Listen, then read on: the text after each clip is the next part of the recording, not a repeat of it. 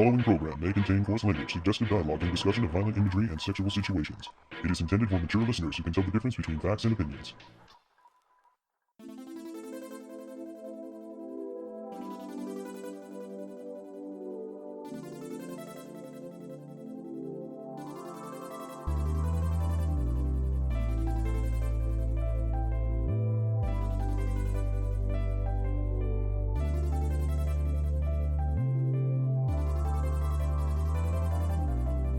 There's a whole lot of treachery going on this episode of the Toonami Faithful Podcast. I am your host, Sketch, and with me I have... Stuffed with candy, it's your favorite cat, Kuro. And... currently lost in the digital world because of Digimon Time Stranger, Laser Kid. And bringing up the rear. Streaming Steven, currently trying to stream with a bunch of duct tape. And we always appreciate that. Thank you all for joining me this fine evening, early in November. We have some big finales to talk about this week. We are going to talk about the last two episodes of this arc of Blue Exorcist. And then we are going to talk about the final two episodes of Dragon Ball Daima. Paul will probably join us for that. But for now, let's get into some Blue Exorcist. Yeah, let's do it. So we were all wondering with the happy ending last week what was going to happen with Shima. Well, Izumo's free and Izumo's stuff, back. and So they're all like having fun together, so that's happy-ish. It's happy adjacent. Anyway, what? Is that like horror adjacent?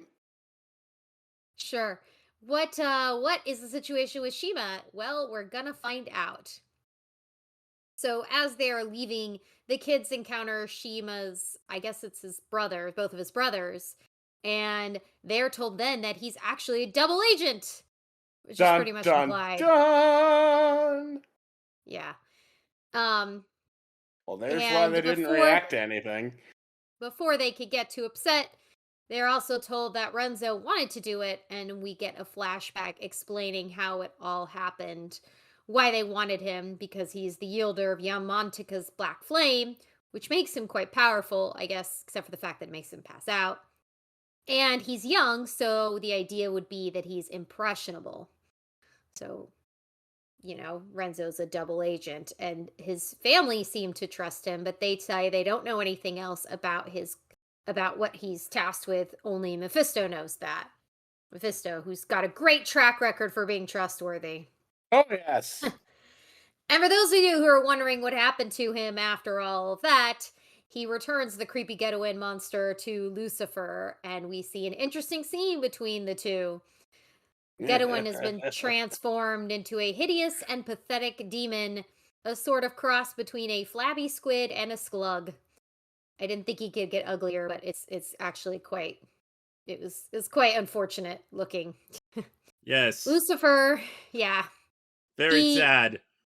Totally deserved. 100%. This is why I was laughing last week. This right here.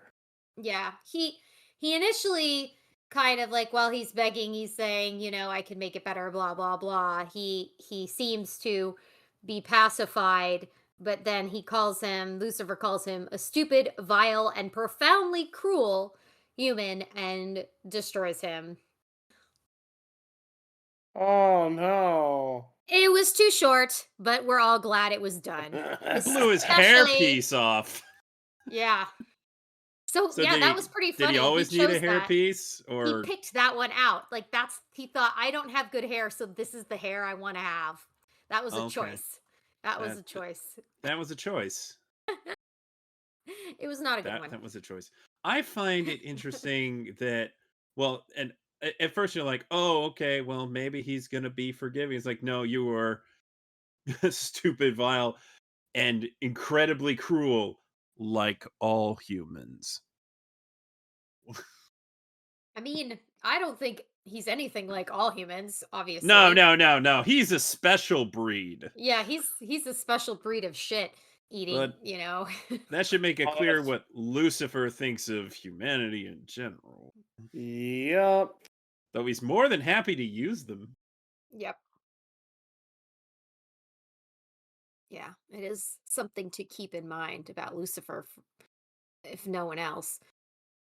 So that's the end of Getaween. Good riddance. Shima is sent back to the True Cross Academy by the Illuminati, and his friends are shocked to see him return to the classroom acting like nothing is wrong. At first, Ryuji embraces him and is truly glad that he's alive. However, he then proceeds to headbutt Shima and bust up his nose since he's been such a jerk. The rest of the class then joins in teaching him a lesson. I certainly understand Sumo's reason more than anyone else, though it was a little much with Rin burn Shima's clothes off. I feel like, personally, when you humiliate someone by taking their clothes, it has a sexual connotation that's just makes me uncomfortable. In this case, it wasn't great. But Mephisto comes in and breaks up the bullying and brings them all to his office. And the kids then meet Lu and Light, our friend Lightning, who interviews Shima and concludes that he should be tortured for information in order to determine if he can be trusted. Unless, that is, his friends can vouch for him. I think it's important to note here that both sides, the Illuminati and the True Cross, believe that Shima is on their side, and both are aware of his association with the other. And Mephisto himself acknowledges that he can't be certain where his loyalties lie, but he's useful enough to gather information. Rin points out that Mephisto is also untrustworthy, which Izumo in turn agrees with, pointing out that he knew all along about Toto. And then this becomes a pile on Mephisto instead. Because what are his true goals? He seems to be It's a good working question. towards humanity's goal, but admits to intentionally subjecting the students to dangerous trials for the purpose of training them. You know, like that crazy rescue mission in the heart of Illuminati territory without backup. He also refers to the students as indispensable game pieces, which understandably infuriates Ren. But his attempts to challenge Mephisto head-on are very easily dispatched. Yukio and Lightning both comment that even the True Cross Order don't trust Mephisto, which is a very interesting parallel to Shima's situation. At this point, Ryuji does ultimately stick up for Shima, and the rest of the kids follow suit. Izumo even, which surprised me the most. The kids are then released, except for Yukio and Shima, and the episode ends with Shima alluding to Yukio meeting Lucifer. So, yeah. Let's discuss Shima being a double agent. I think they definitely gave us a lot of hints. There were a lot of hints, yes. Yeah, but what do you all feel about this revelation and his trustworthiness, A, and B, has he actually done anything irredeemable? He hasn't done anything irredeemable. He somehow or other managed to follow all of his orders to an extent and not really hurt anyone. I mean, obviously he's hurt Izumo in ways, but not like physically, and not like there's no lasting damage other than, she didn't think very highly of him to begin with. But he somehow managed to just be on that fine line. And I don't know how I feel about that. Like, if he's doing that on purpose, that's disturbing. That he can manage to do that on purpose. But at the same time, you just don't know at this point where his head is at. But we do have the explanation that he's been a spy for all this time, and even though his family did protest to it at first, he said, "Hey, I want to do this. I think I'd be good at this. I'm good at sneaking around. I think I'm perfect for this. Like, there's something wrong in your head if you're getting your kicks by being a spy, I think. Something's wrong with that. Something you're right. But despite that, I think he's not out to betray his family and his friends. The real question is, what does he actually think of the Illuminati? And that is unclear. Because he kind of flip-flops between sounding like he's just spying the Illuminati, and other times it sounds like he's drinking the Kool-Aid. I don't know. He's playing his cards incredibly close to the vest, which tells me whatever side he's on, which at this point is incredibly unclear. He's not telling anyone. Not even the side he's actually on, which makes that very difficult to say. Yeah, he's flat out saying, I have to remain neutral. Which doesn't make sense. Well, it makes sense because there's other people watching him. Like, let's say, for the sake of argument, he's on the side of the true cross. If he gives away, hey, I'm with you guys, well, there goes this ability to spy, that's going to be noticed. He's not the only spy. Right. But on the flip side, let's say he's with the Illuminati. Do you think he's the only spy they've got in the Illuminati? Again, if he goes, oh, I'm with the Illuminati, da-da-da-da-da-da-da, the same thing's going to happen. Regardless of which side he's on, he can't, like, outside of very closed doors, which we're not really privy to, how could he be obvious about it? Yeah. No, it's quite the tightrope he's walking. Quite the tightrope. And his already somewhat aloof, goofy nature, I suppose, kind of plays into that. The thing is, I'm sure he'd like more than anything for things to be chill again, because he doesn't like things being difficult. But obviously, that's not the easiest thing, and it's kind of crazy.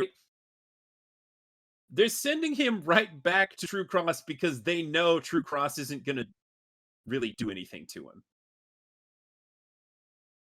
But man, that's or maybe for story reasons we're doing this just because it's the most entertaining thing to do. Yeah. Like previous episode, I thought like, oh, I guess we aren't going to see Shima again for a while.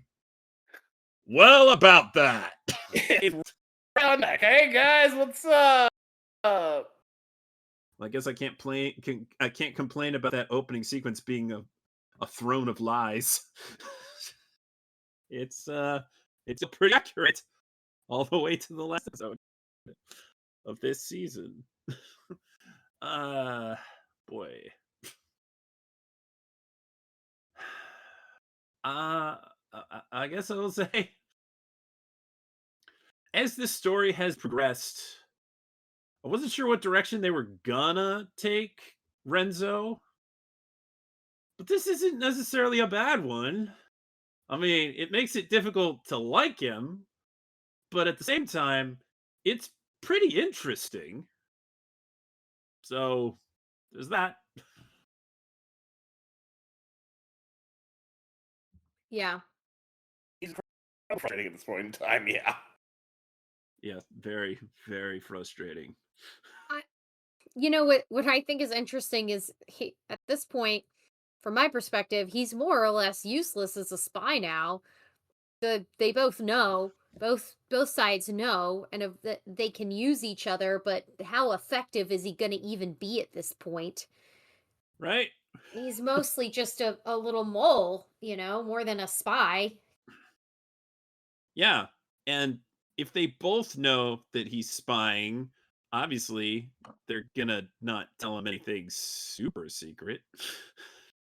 Sure, and I guess he's slippery enough to be able to get away with, you know, balancing these things. But I think the truth is, he's he's enjoying this immensely. But it's like I think from the perspective of his friends, uh, you can't possibly trust him again. No. He's no. going to be out for himself no matter what. He's going to be doing what is best in his best interest to maintain the balance that he's I just carefully thought of the crafted. perfect analogy. He's two-timing. Yeah. He's dating two organizations. Somehow they know about each other. And I guess they're cool with it. Or as cool with it as they can be without It's like a shonen getting episode rid of of their Judge pawn. Judy. Right? He's two-timing. Yeah. No comments about Shima, Steven? Sorry, I was muted. I have a lot of notes. But yeah. Well, let's talk about Shima specifically. Yeah, that's basically all the notes are on. I do have some Yukio, but later on. So I did want him to become a double agent. Like early on, I figured something was going to happen because it was like I don't know if it's like, how the opening title cards still have him in it, and it's all this like other stuff that you're drawing upon in that. And I wanted him to be that double agent, or I just wanted to be that mole of like saying he's not really for that, he wasn't doing that. Did not expect that he was a double agent for both sides, and so he's two-timing both organizations just to get his way. And I get that he has a role to play on, but it seems like his choices where his loyalties truly lie, it's still his choice, right? It's still up to him. And I want to believe that, they're with his friends, but I can see that temptation the light offers him. Like that can be enticing to a young person, and as I was telling Brittany, I don't know why I'm putting this much thought into a cartoon, but it it feels like that he wants to do stuff for himself, right? He wants to prove to his family that he can do this, and he's not going to, he's following his own path. That's kind of what it is. And if he throws his friends to the side, if he, kind of, only follows his own path, he would be happy with that because it shows that, that episode when they were fighting the Impure King of like, he just books it and runs away until he like has some change of conscience of like, I need to come and, help people and save people. So there is something there saying that, where does he lie? I want to say that he does lie with his friends, like I said, but he's going to follow his own path and he's going to do what feels right to him. So I can see him in the future episodes, him switching and going back to, the light, going back into, the folds that this place offers him. Dude, if they gave him a better pension plan than what the True Cross Academy would do, he would flip in an instant and say, dude, I'm getting a better insurance policy. I mean, my loyalties would roll that way too. I mean, a lot of people's loyalties would say, It's like, they're getting look, better benefits. Look, you Mephisto, look, they give me free dental. Yeah. And look at the 401k plan. Don't say no to free dental, man. No. Yeah. Dude, if they're getting free dinner and I wouldn't have to pay a copay, I would join them. Exactly. Like, what are their benefit plans on this thing? I'm going to need that dental when they punch my teeth out. Yeah. I mean, they're going to pay a lot for it, though, But, I mean, yeah. you have to think, like, what is their plan? They got a massive helicarrier. I'm like, these people must be having a giant HR that, that's dealing with tons of stuff. They certainly seem to inspire loyalty, and I wonder why, because what's even their Yeah. cause? Their cause What is their cause? actually, yeah, it's not actually made clear at this point. The No, true it is cross, not. the true cross fights demons and tries to keep them out of um their realm. Their idea is to keep demons from harming humans and to keep everything in balance. But the Illuminati haven't made clear at all what their goal is. So how are they're obviously Lucifer recruiting young did people? say the purpose is to revive Satan, but what does that do for all of your membership exactly? Because it Yeah. sure ain't gonna bring world peace. I Or mean, maybe it is in a Lucifer very definitely twisted seems way. like his goals are ultimately self-serving. He wants something personal out of all of this. He's just managed to manipulate a bunch of people into agreeing with him, I suppose. He wants to Who join in knows? the Illuminati healthcare plan. Speaking of true goals, let's just touch on Mephisto a little bit and his little his little monologue there about the kids. I mean, we know a lot of this has to do with Rin, and I think it's clear that he's very mischievous in his tests, as we continue to see going into the next episode and in prior episodes. I mean, throwing the kids into these situations. So Yep. he's pretty canny about a lot of things, but also you can't really believe he's a totally bad guy. Like Shima, you just don't know, but Mephisto, you just don't know why. He's full of something. He's full of this mischief. But I feel somehow like even Mephisto's untrustworthiness isn't unreliable in terms of his motivation, you know? I think Mephisto loves humanity, Yeah, I think but you're in a it's my favorite plaything kind of way. right. Yeah. Not in a caring, loving way, but in a it's my favorite thing to toy around with. That's the way you might Besides feel my about little brother. That's pretty good. Yeah, the Yeah. way you might feel about your favorite action figure. Yes. He loves to play with all his little toys. Yeah, it's And like he- using that song girls just want to have fun because that's what Yes. he's doing. He's got his hair down, he's singing, he's driving his pink car.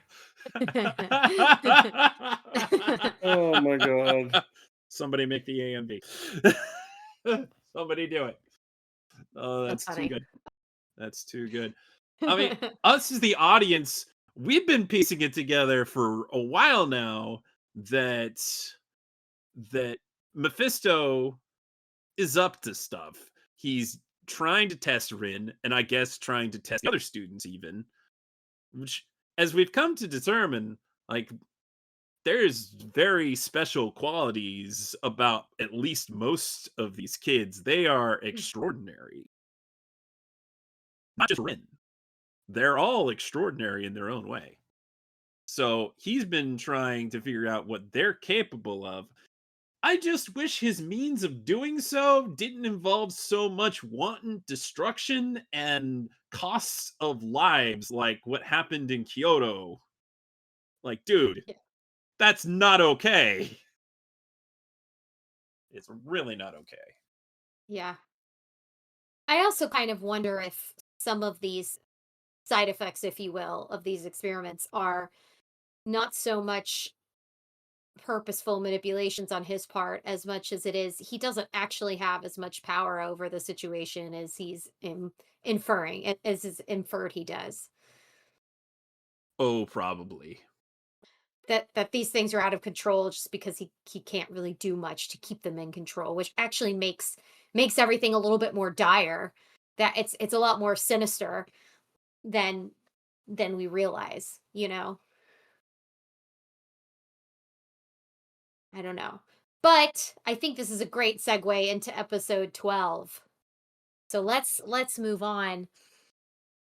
At the beginning, the boys, we segued from Yukio and Shima having a bit of a mysterious interaction But let's get back to the X-Wires, and both the Konokomaru and Ryuji reveal that they don't actually trust Shima, which, as I've said, that seems very sensible.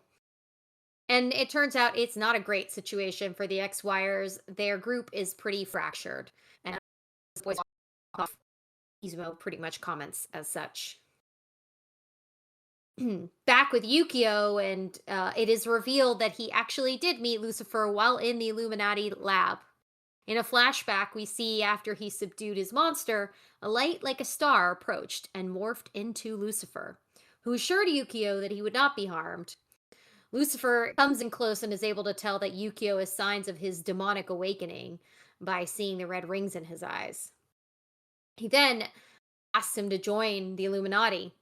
He tells him he's weak, which is totally a trigger for our boy Yukio, and that when the True Cross discovers his powers, they will experiment on him or they will execute him. He claims that he wants to save Yukio from that fate, but the kid angrily states that he doesn't need saving and rejects the offer. At that point, Ren's flames explode nearby, and Lucifer then withdraws, leaving Yukio with a warning that his will is weak, but he also says that he can give power and help him be strong, so that he can answer questions about and he has answers to the questions he may have about the truth of his birth. It's like, leave him a little catnip, why don't you? Yukio in present time is surprised and alarmed that Shima knows that this meeting took place. Shima tells him it's his current job to repeat the offer to Yukio and to carry back a reply. Now things are beginning to make a bit more sense. Yukio says again that he doesn't need saving, so Shima leaves, but not before saying he should probably talk to someone, implying that he may know about his demonic awakening as well. His departure This is a real frustrating thing about Shima right there. Hey, you should join the Illuminati. But if you don't, you should really talk to them. It's like good advice on both sides of the aisle. I mean, it's pretty clear. It's pretty clear because he's not going to give him outright advice because he's not going to listen. But opening a path for him, because there's only one other person he could possibly talk to about this. Literally, only one other person on this planet probably understands what he's going through. That's an interesting note about Shima, though, for sure. And also, I think more about Yukio because he's more stressed out and afraid than he was before. So I guess we'll see if that has any impact on his behavior. Shima then runs into Ryuji, literally, the next morning, and he tells him that they have a discussion about the spying thing, and he says, "You know what? This is what's making me happy. Being a spy and not being attached to anyone. It's thrilling and it's fun." And again, at this point, it's still not clear that Shima is on the side of the Exorcists. He's pretty neutral and opportunistic, I would say, but likely that he would let his friends die if he could prevent it, in my opinion. But he's enjoying what he's doing. Anyway, now on to the fun part of the episode. Mephisto pays for Yuki, Ashura, and the kids to have a vacation at a nearby resort water park. And they have the place all to themselves for the day. And they all seem to have some fun, some drama, some chaos. Yukio questions Konokomaru in a quiet moment about whether or not he trusts Shima, since Suguro is obviously still very distrustful, and Konokomaru he hems and haws a little bit, but says that he does. I guess he didn't mean it at the beginning of the episode. I don't know what's going on in his head. It's not very clear to me. It seems a little bit ambivalent, but things get really weird when the two boys, when Shima and Rin start saying some crazy stuff to each other, and it turns out that 3 demons have shown up. They're called the 3 wise monkeys, we learned, a reference to the fabled monkeys who teach the speak no evil, see no evil, and hear no evil lesson. But unlike those wise primates of legend, these mischievous little demons cause people to do the opposite.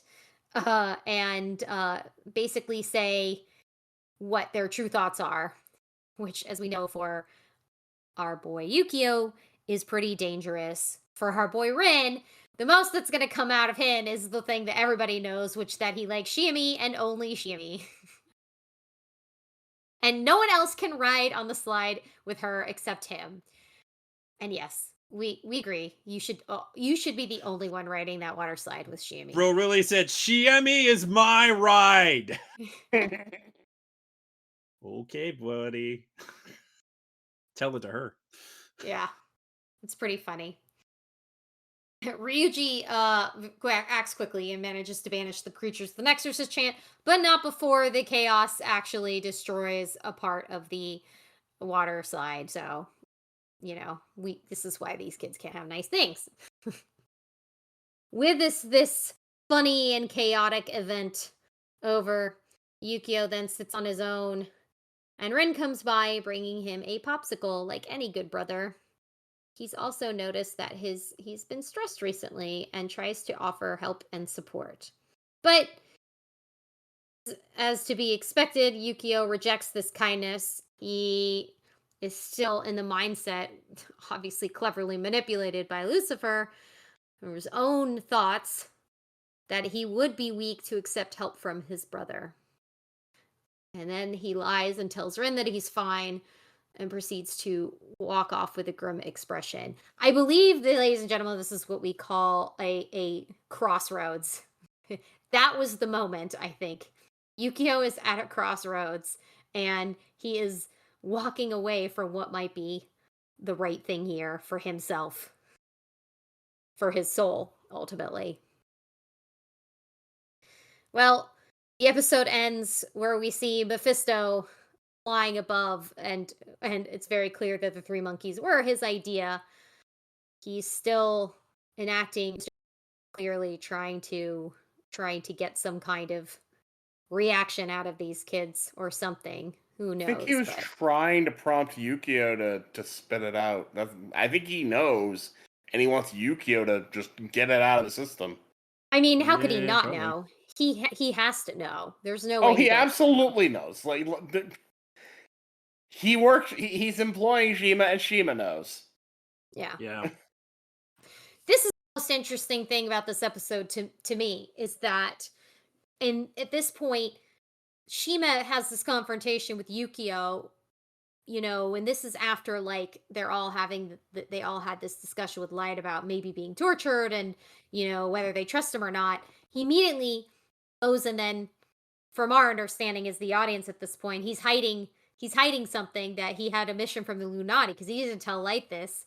But Yukio can't tell anyone. He can't tell anyone that he was given that offer, because that puts him in an awkward place. So he's forced to. Shima knows that he's not going to tell on him, because he knows he can't. I think that, what do they call that? A Mexican standoff? Yeah. Hello? Yeah, something like that. Yeah. A stalemate. Yeah, stalemate, I suppose. Yes. But interesting episode. And that actually is the end of this season 3. We end on a bit of a dark note. More or less, the group is back together, but they're not as happy as they might be. There's a bit of fracturing of friendships. Obviously, there's something fracturing in Yukio, and I think Rin is very much trying hard to keep everything like it's still okay. So it's a little bit ominous of an ending, but I think it's appropriate for representative of how this season went overall. There were some fun and lighthearted moments, but ultimately we're heading gradually in a darker direction. But yeah. Any thoughts about the season overall that you want to share? Glad Getawing got Ghetto gone. Get Don't like on that out guy. of here. Get a win out of here. Yeah, very glad. I think this arc was serviceable. We got a lot of interesting backstory on both Izumo and Shima inadvertently. And it really allowed some of the characters to come into their own. So I think that's all good. Not as intriguing as the previous arc. I think the previous arc had a lot more meat to it. More action. Definitely more action. I don't really necessarily care about action so much. Honestly, the 11th episode was one of my favorite episodes this season. Just because we're laying everything bare and all of the bullshit is getting pulled aside and dissected, and you're like, oh, okay, so this is actually what's going on. That's interesting, actually. As messed up as it is. I mean, oh gosh, these poor kids, they have to go through so much. Mm-hmm. I mean, they don't have to, but they are going through so much. That moment after Mephisto had his conversation with them, and they're all walking home, and they're just thinking like, man, everything's so messed up. And even Izumo's finally being honest about the fact that she doesn't like it when the friends aren't getting along. Mm-hmm. That was such a growth moment for her. My gosh. But she admittedly lied about saying she trusted Shima. I think she more than anyone has reasons to feel Yeah. Oh yeah. the way she does about him. They were just trying to save his skin. Sure, yeah. Which is natural for a bunch of kids. I think they always end up showing their age and how they react to things, which I appreciate about this series, is that you're regularly reminded of their maturity level. Look, I like that guy, but he's scary. Yes, indeed. He is very scary. He's like, oh, I was gonna torture him. I believe you. You probably should. He's just testing them. Yeah. He just was trying to get a He reaction is out of probably everybody. my favorite character, but yeah, no, that dude, yeah, he'll do what he's got to do. Yeah. Ooh, I like this comment. Actually, Mr. AJ Tibbs has had a few good comments.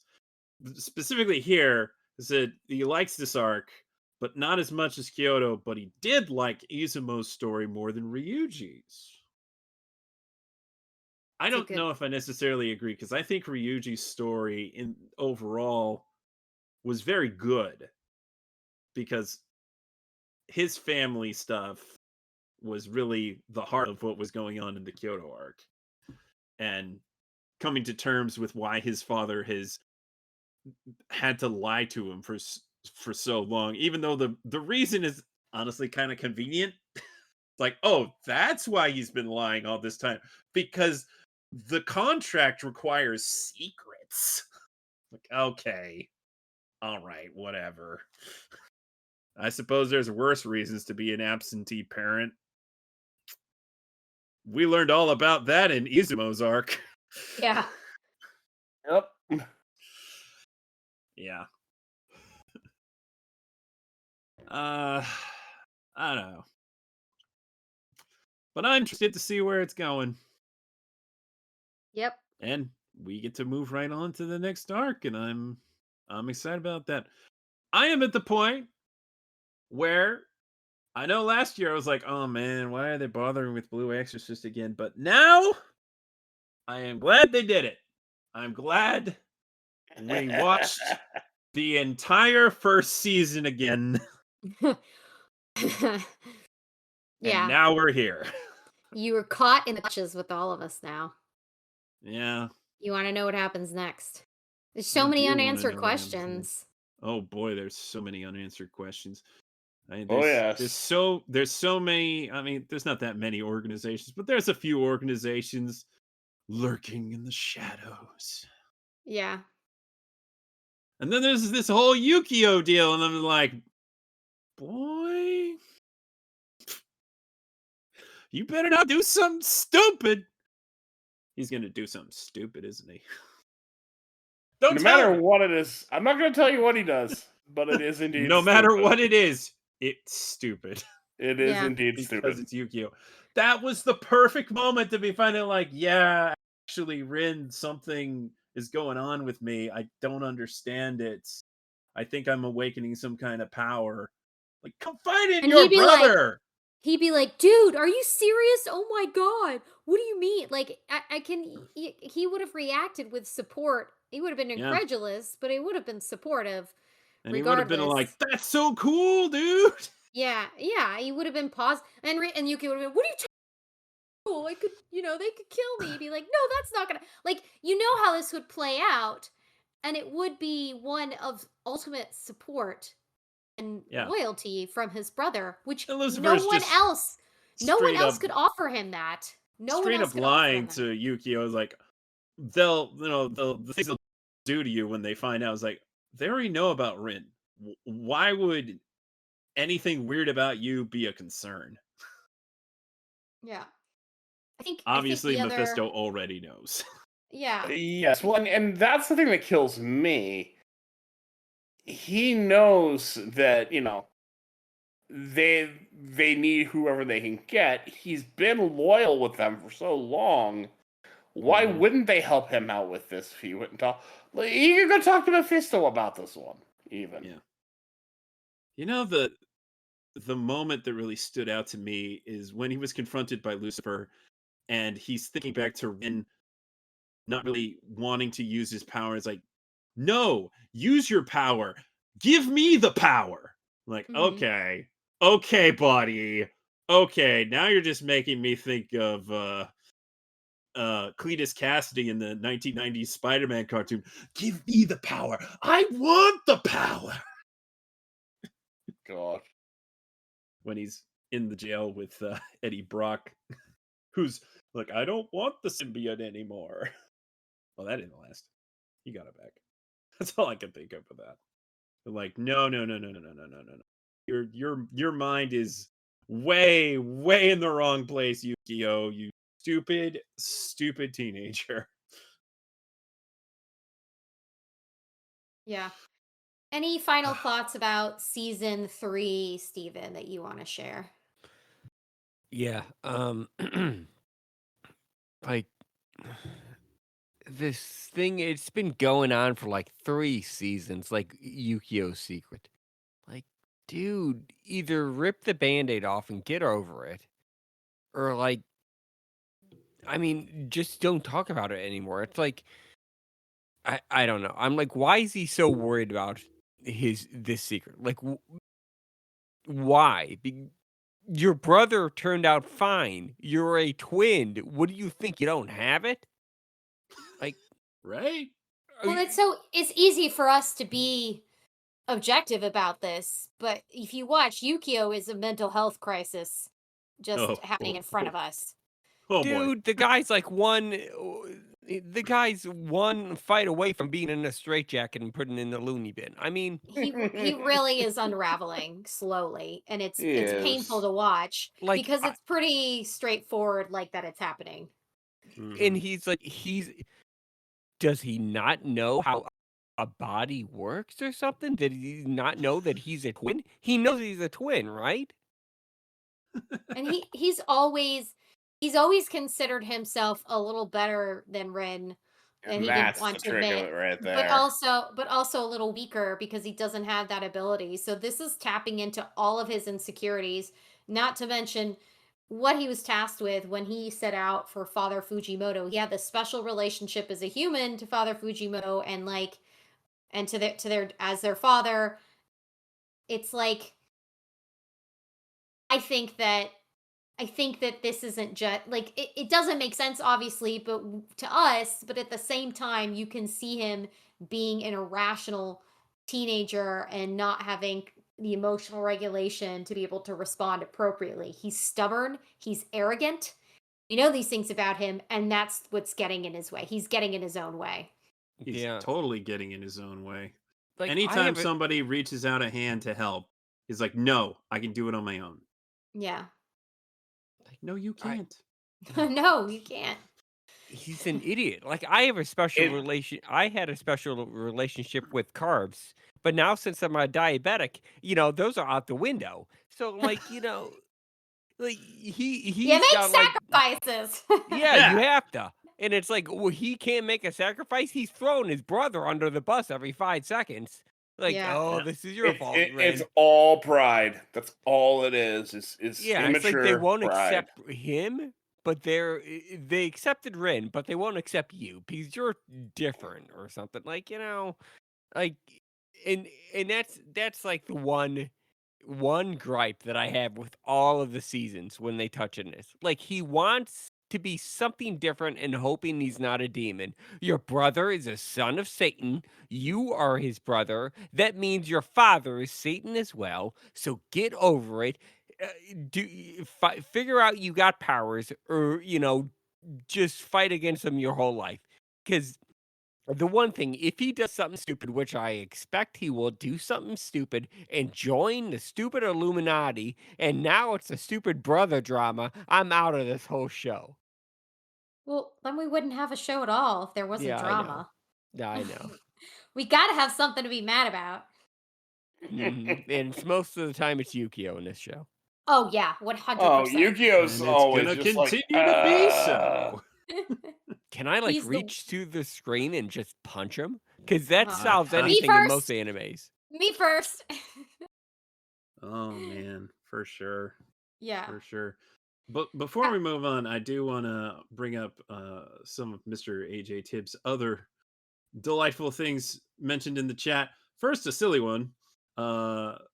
Back when Lucifer was confronting Get Away Out of Here. Lord Lucifer, you will forgive me? No, of course not. Don't be silly. That's a good line. And this is very interesting.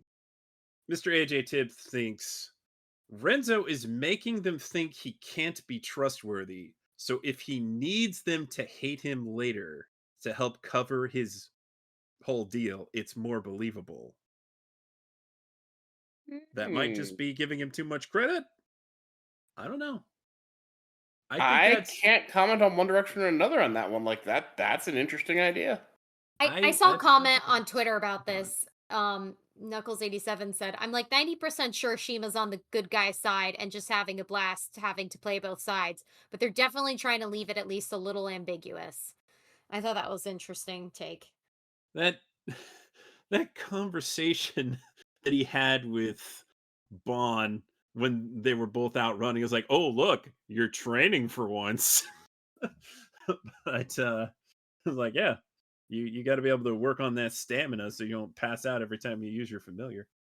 But that conversation he has is like, well, I'm glad that you understand, even if you don't understand.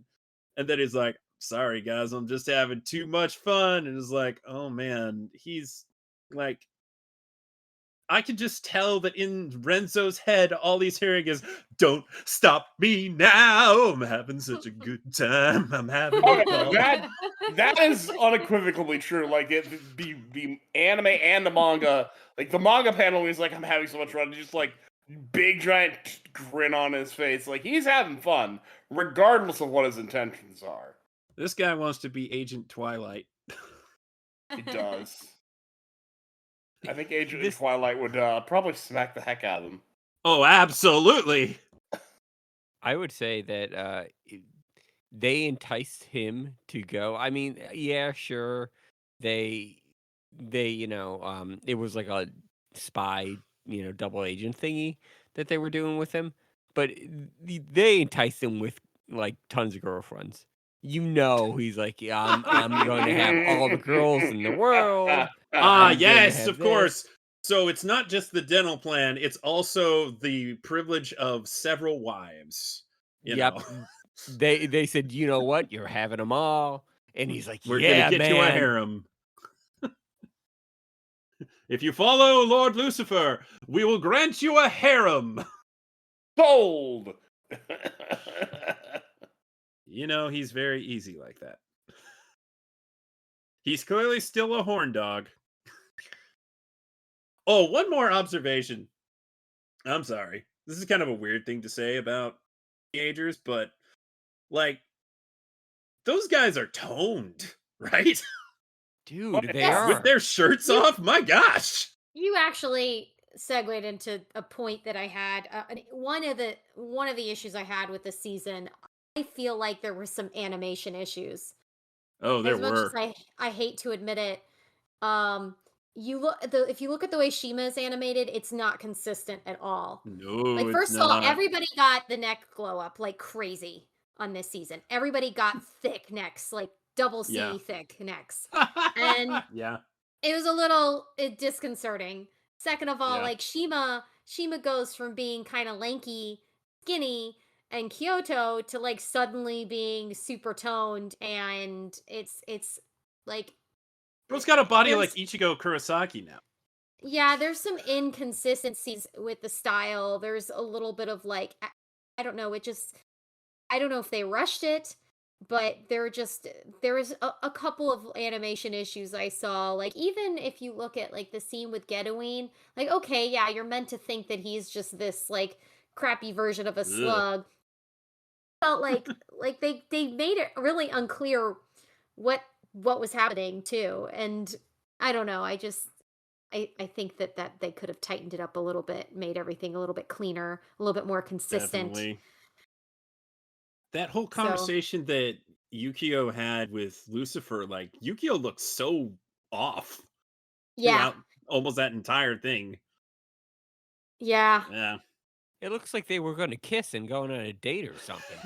The way she brought him in. They It's were like- having an intimate moment, Steven, okay? He had his hands on his face and he was like, "Oh yes, Toto was right about you. I don't think we're in Kansas anymore, Toto." Nice. Bad touch. Bad touch. Um, It's okay. They're related. Yeah. Same father, I guess. Well, and as far as this season goes compared to Kyoto, since that was brought up, as much as I like the way this season opens up a lot of new avenues for storytelling and really deepen some of the mysteries, Mhm. you know, they throw out some plot points, some stray plot points for us to be intrigued by, to follow. In terms of like an overall storytelling, I preferred Kyoto more because there was a couple of lore elements. You have like Toto, who's pretty mysterious about like his motivation, where he comes from. You know, you don't really know fully about the Illuminati at that point. Like him trying to, what his goal was about the Impure King, what the Impure King was to begin with, about the Phoenix demon that, you know, was bound to both of them, and all of like I think as far as like a good story, I preferred Kyoto, and I also like having the action, and obviously all the Kuro action is great. But I understand why I went and looked through a lot of comments, and a lot of people liked the drama of this season, so I can see why it is appealing. It pushes along the plot, and then you get to see a lot more character development, a lot of that, a lot of drama. I guess Toonami viewers like drama a lot more than they are willing to admit. Maybe we're just all reaching that point in our lives. Yeah. Something like that. But We're yeah, all turning into old people. I really miss A1 steak sauce. Yeah. Give me back my A1 studios. Such a downgrade. Mm-hmm. I don't remember if the next season has the same issue, so I guess we'll all find out together. I guess we will. I'm looking forward to it. Want to see Yeah. what happens next. Laser, do you have any thoughts about season 3? I know you've stated in the past it's one of your favorites. It is one of my favorites, and it has everything to do with the drama, the thickening of the plot. Everything's a lot more complicated now. There's a lot more going on. All of our characters are deeper than they were before we went into it. There are questions about, whose loyalties are where. I really think it's fascinating to watch. And my favorite part is the part that's next, that comes following onto this. But you don't get there without this. Mm-hmm. Yeah. We did not get talkbacks this time. Sorry, guys, but I did go online and check through the comment sections, and then I even checked Reddit, and I I can summarize and say the overall consensus seemed to be that this arc was received pretty well by Toonami viewers, and there is a lot of excitement that it will continue into the next season. People are intrigued by whatever is going to happen to Shura. They liked um as I said, the drama. There was some comparison to Kyoto, back and forth between which is preferred, and then obviously interest in Yukio and his dark problems. So don't worry, folks, we will have talkbacks for the next season. Um oh, we're sorry about that this time. But I am paying attention to your comments, and I try to incorporate them sometimes in my notes. So, thank you for that. Thank you for watching live and live tweeting, because I do see those. And on that note, I think since we have Paul finally joining us, is appropriate moment to move on to our next finale discussion. Paul's actually been here quietly for a while. Yeah. He's Yeah. been hanging out with us, Perhaps. listening, All right. judging. Thanks for talking Especially Blue you, Exorcist Laser. with us, Who's always Kuro. judging when it's you. We I did definitely will actually again. watch that episode of Daima, but I didn't watch any of the previous 4 episodes. Ooh. I mean, if you want to hang out.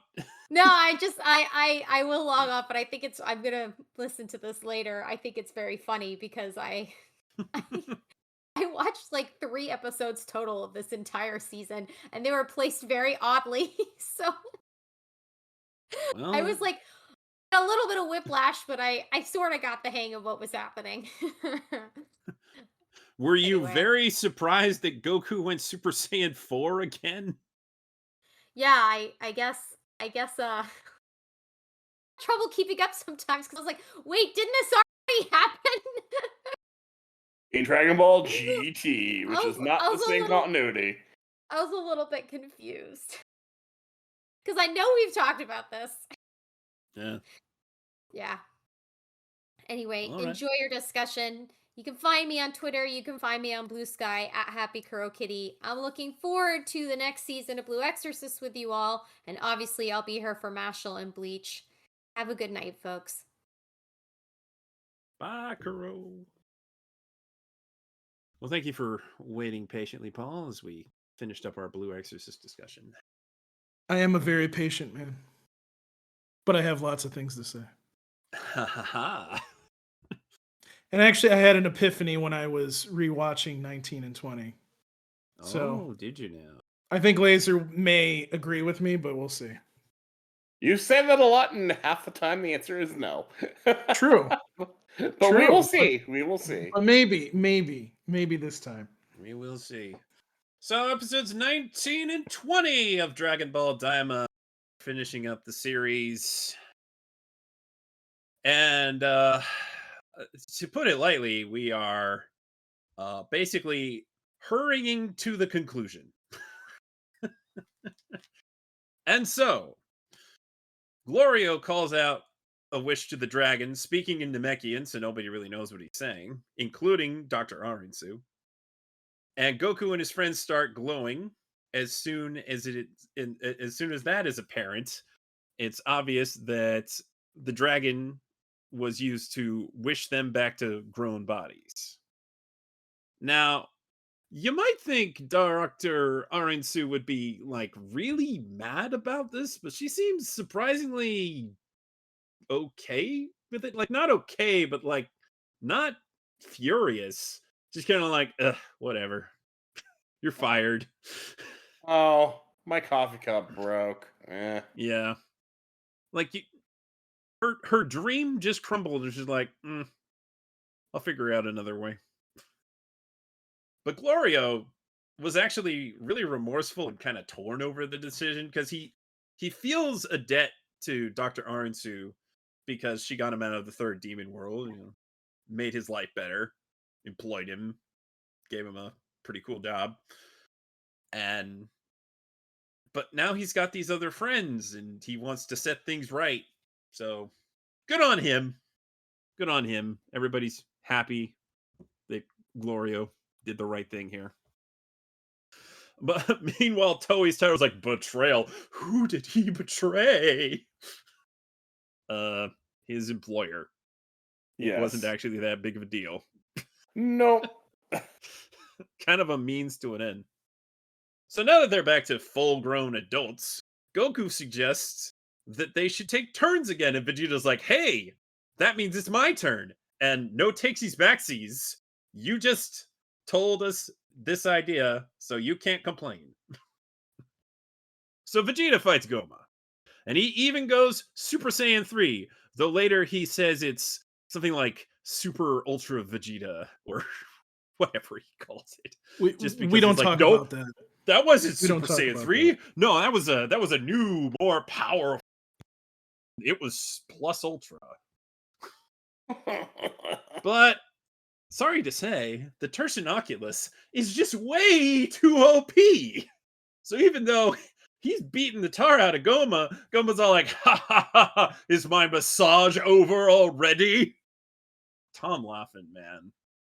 Such a treat. Such a treat is Goma. Now, Dr. Aransu wonders if maybe somewhere in the ancient texts, maybe that holds the key to defeating the Tersionoculus. So she sends Majin Coup to go to the archives, and he swiftly returns with a book. And then he holds it open for her. And then he thumbs through it extremely fast. Like, have you ever seen Meteor Man? When he like picks up the book, it's like, yes, I've read the book now. So I was thinking he can short do that, circuit. apparently. And it turns out, in order to release the third eye, one must be struck behind the head 3 times in quick succession. So that's the plan. They gotta hit him in the back of the head 3 times in quick succession. Obviously, he's not just gonna let them do that, even if he doesn't know exactly what they're doing, because he's an idiot. But he'll pick up on it eventually. So they need to distract him with a full frontal assault while somebody, sneaks behind him. And Piccolo's all like, we're back to full grown, but we're still pretty beat up from when we were small.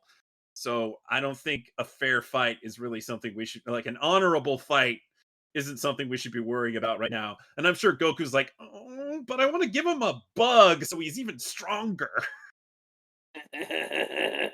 Doggone it, Goku. But Vegeta, he's out there having a good time, even though he's losing. Or, it's just kind of a battle of attrition, and he's getting worn down. He doesn't have that much left in the tank. They're like, well, what are we going to do? Vegeta doesn't want to stop fighting.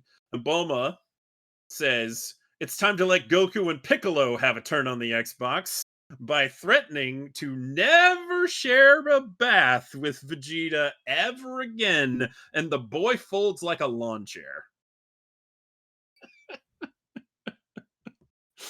Wife guy Vegeta. It is wife guy Vegeta, man. Wife guy Vegeta. You love it. So now it's Goku's turn. He powers up and powers up and powers up again. And he makes a big show of it. And even Goma's like, what is the point of all of this? And he's like, yes, but now I can go even further, beyond, further, beyond. And he turns back into Super Saiyan 4 after, a long power-up session. So now he's back to full-grown and Super Saiyan 4. And by the way, he still has ridiculously huge fists. It's an important detail. Monkey. Monkey hands. He has returned to monkey. And now Super Goku monkey. fights Goma. And it's a glorious looking fight. It is. Oh, yeah. Mwah, just so good. And eventually, Goku fires a Kamehameha wave straight through Goma's chest, leaves a nice big hole, and also a big hole has opened between the demon realms. Like, that was a huge blast Goku just did.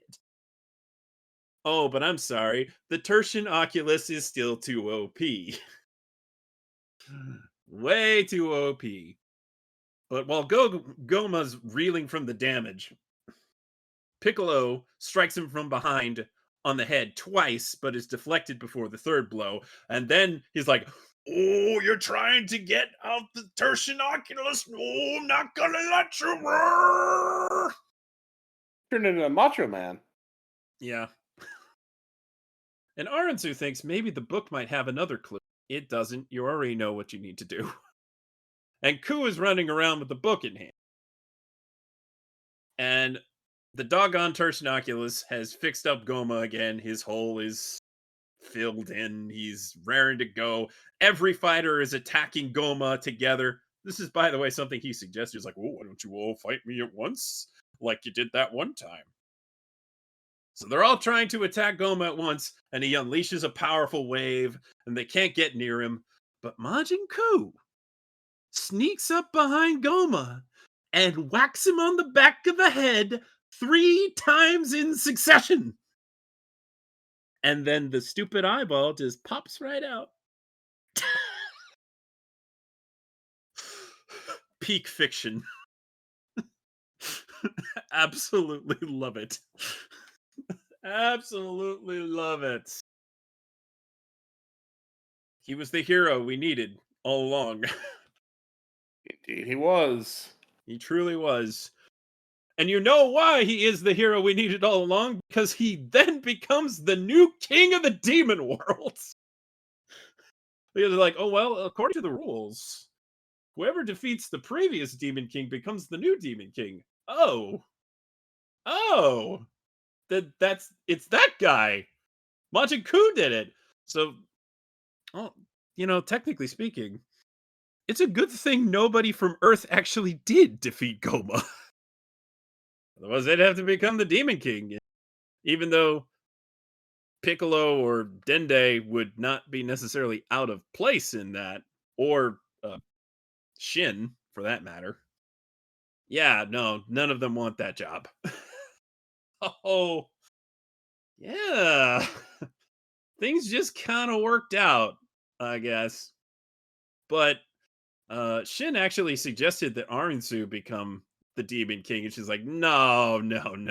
In order to become king, I'd have to give up my true ambition or some nonsense. It's like, wait, isn't this exactly what you asked for? Oh, okay, we're gonna let this guy do it instead. We're gonna let your son do it instead. She is now the mother of 2 teenage boys. And one of them is the king of the demon realm. And she seems oddly okay with it, actually. Yeah. She's going to be one of his ministers. And you can be a minister. And you, and you, and you. But not you. Not you. Everybody gets to be a minister except for...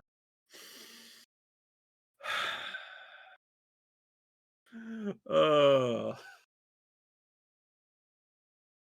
That's too funny.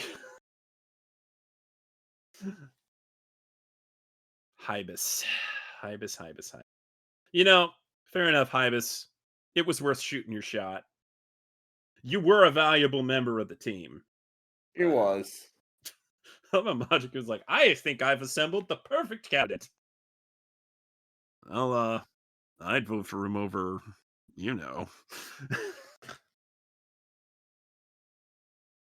Hybris for president, everyone. I was talking about Majin Coup, but yeah. But yeah, King Kadon is now like the first minister of the 3rd demon realm. He's making some big, bold changes to the demon realm. We've brought peace and harmony to the demon realm? I think we brought peace and harmony to the demon realm. Yeah, but it's also going to be a little bit scary. out not to be that bad of a leader, as it turns out. Yeah, I love how Neva's like, huh, I think we actually stumbled into a good leader.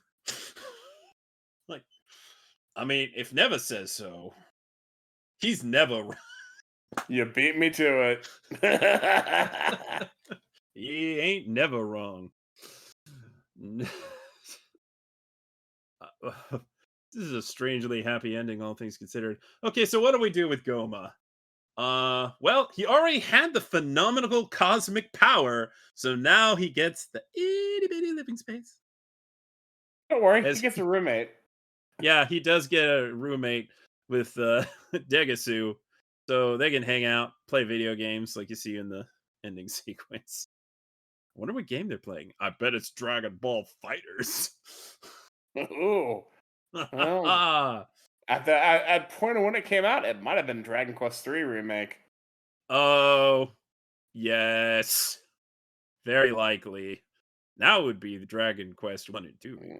Indeed, it would. Most likely. I'll keep him busy for a while. No, it's a nice place. It's like a garden.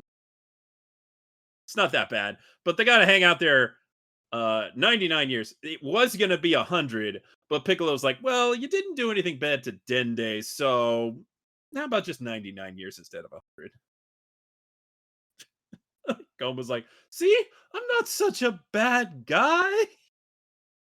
Yes, you are. Also, you're an idiot. Yeah. So, yeah, he gets sealed away in one of those sealed away things that they have in Dragon Ball.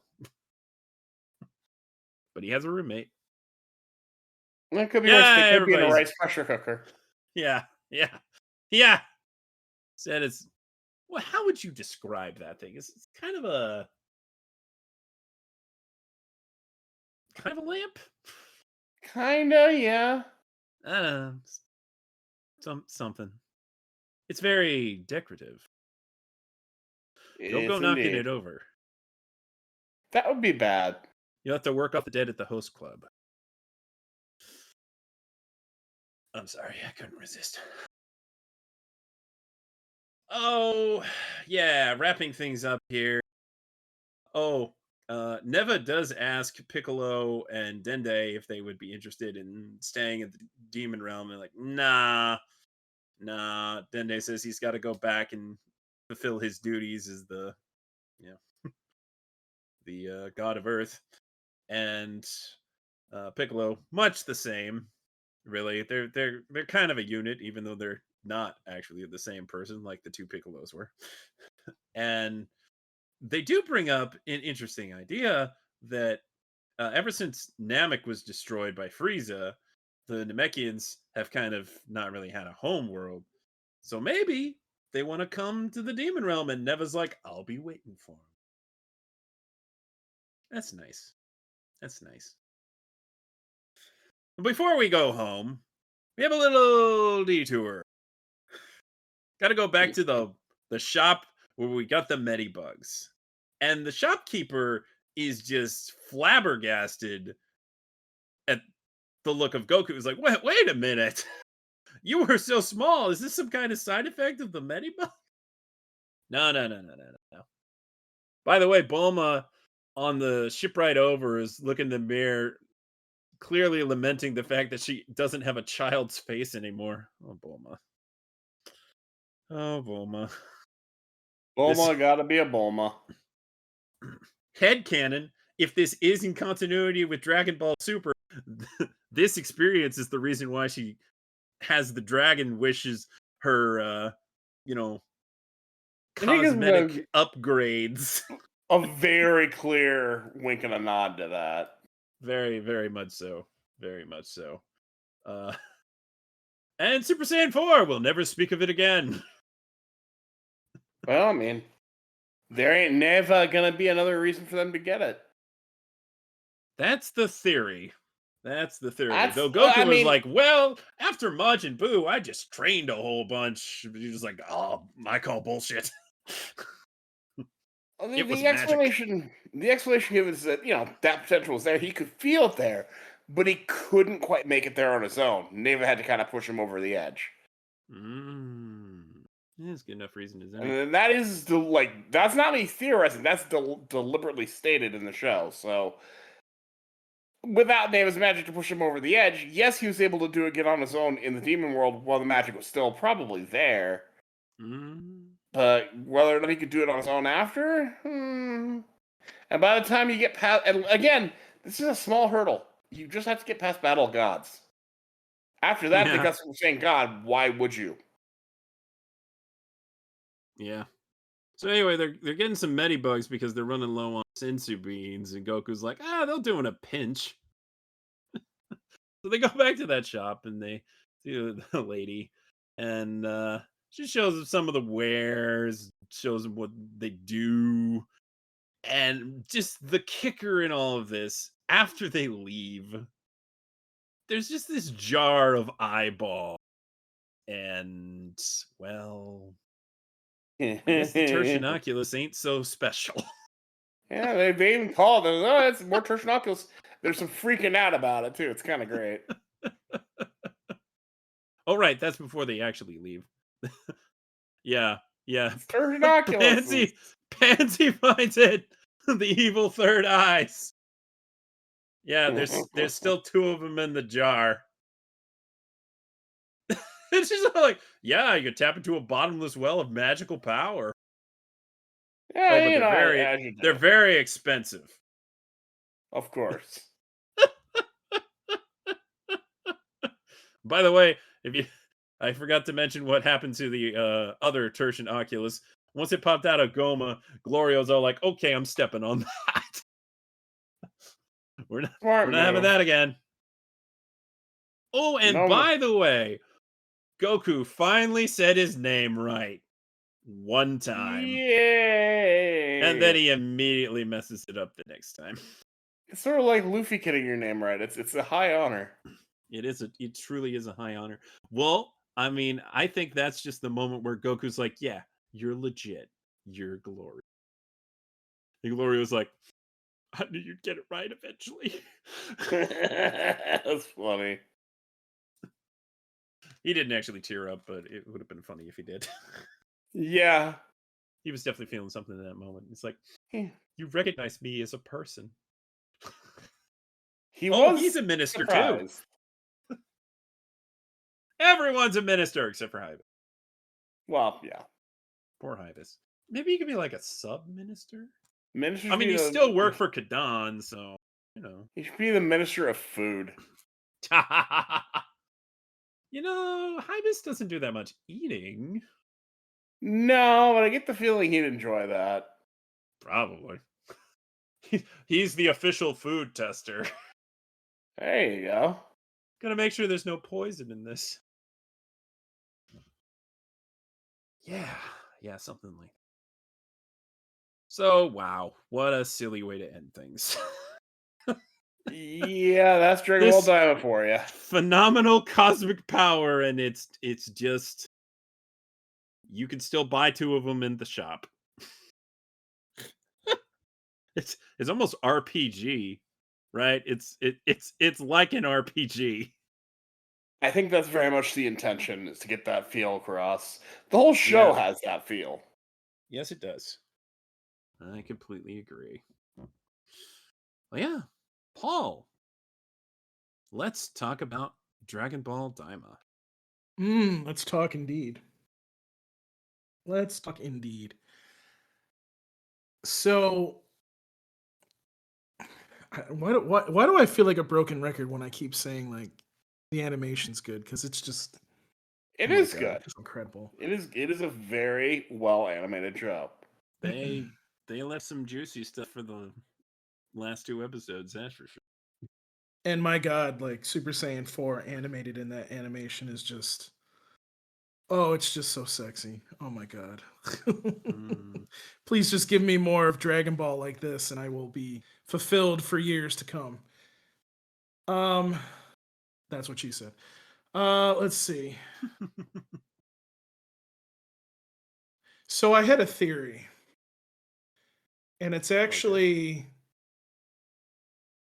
it's kind of funny because with having Daima because I was thinking about this tonight. I'm like, oh shit, this actually makes sense because Laser's been bringing up the fact that he was only able to access the Super Saiyan form in the demon realm. Mhm. But if you think about it, we know Goku. We know Goku. Let's first of all let me do one thing here because this conversation is going to be really bad if I don't say let's put Super to the side because if I put Super into this conversation, it's a no-go. I'll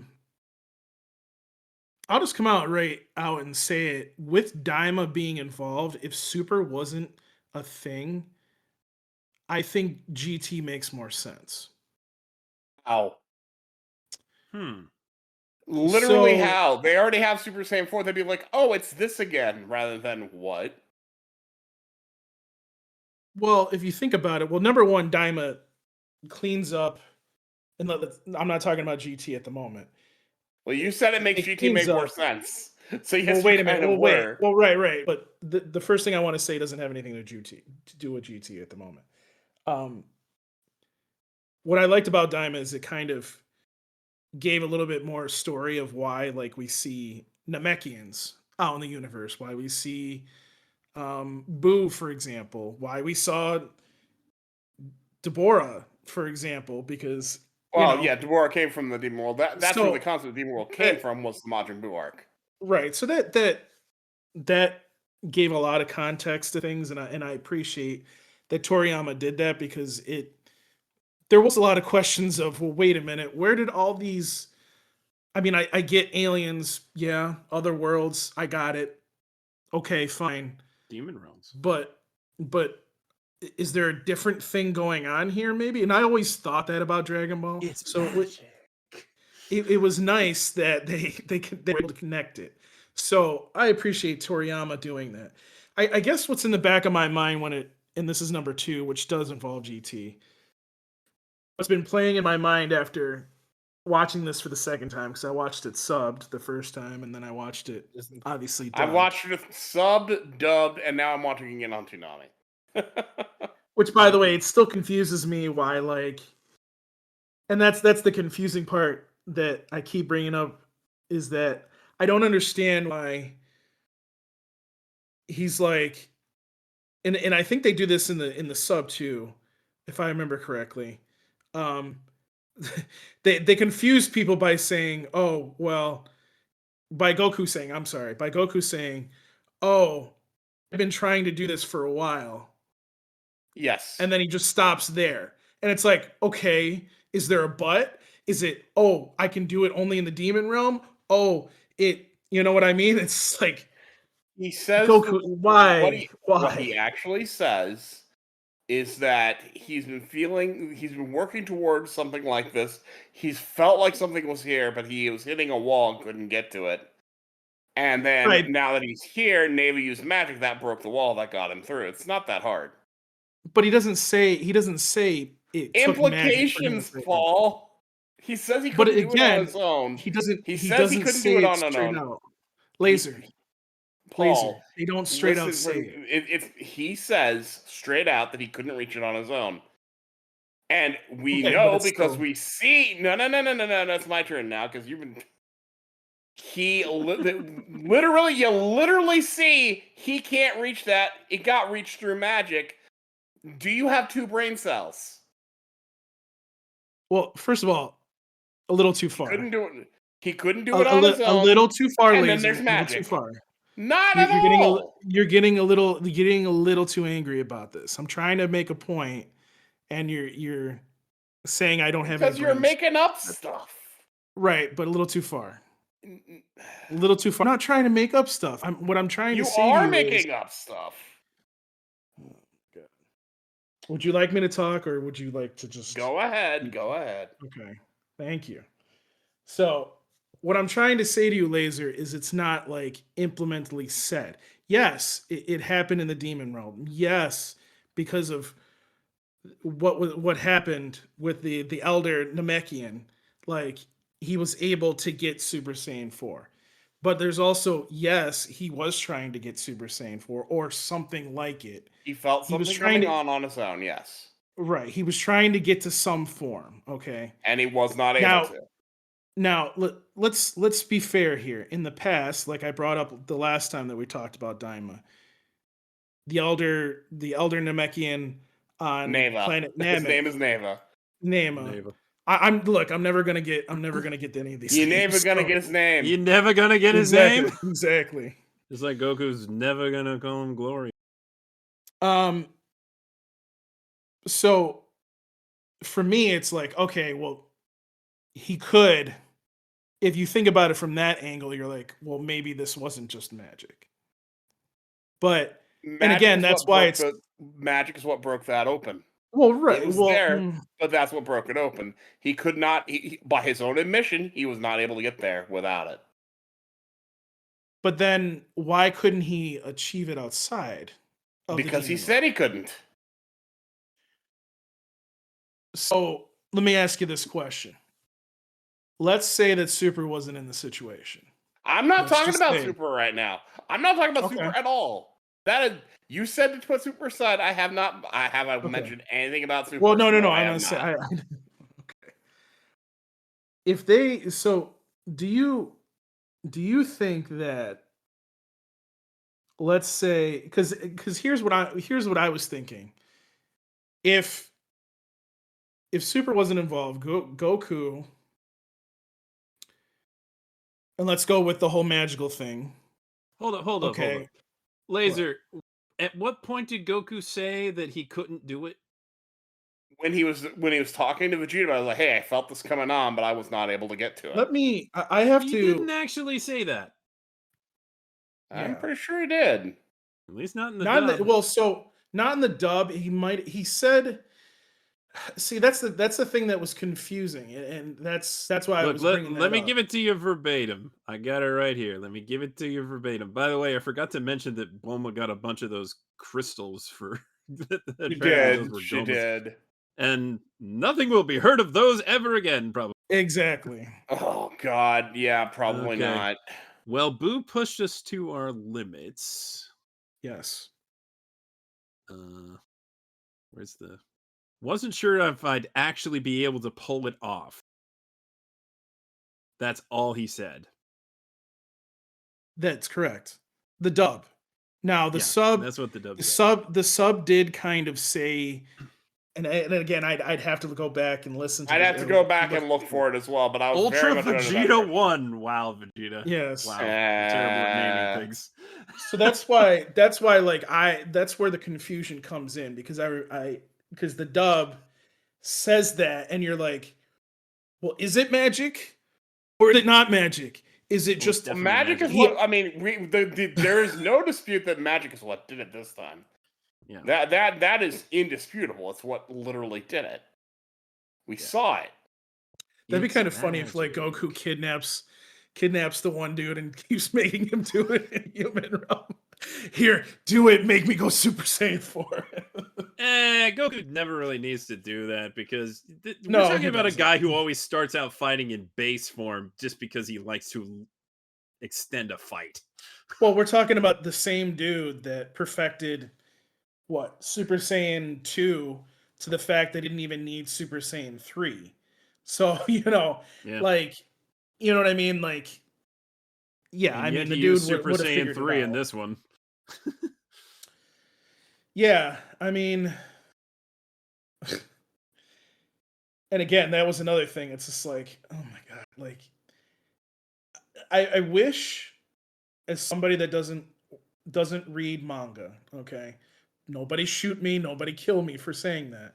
Like, I wish they would do a better job of translating / explaining, even sometimes in the sub, but mostly in the dub, like what I just checked is the actually supposed to subtitle one. happen. He says literally the same thing. He wasn't sure if he could do He it. does? Okay.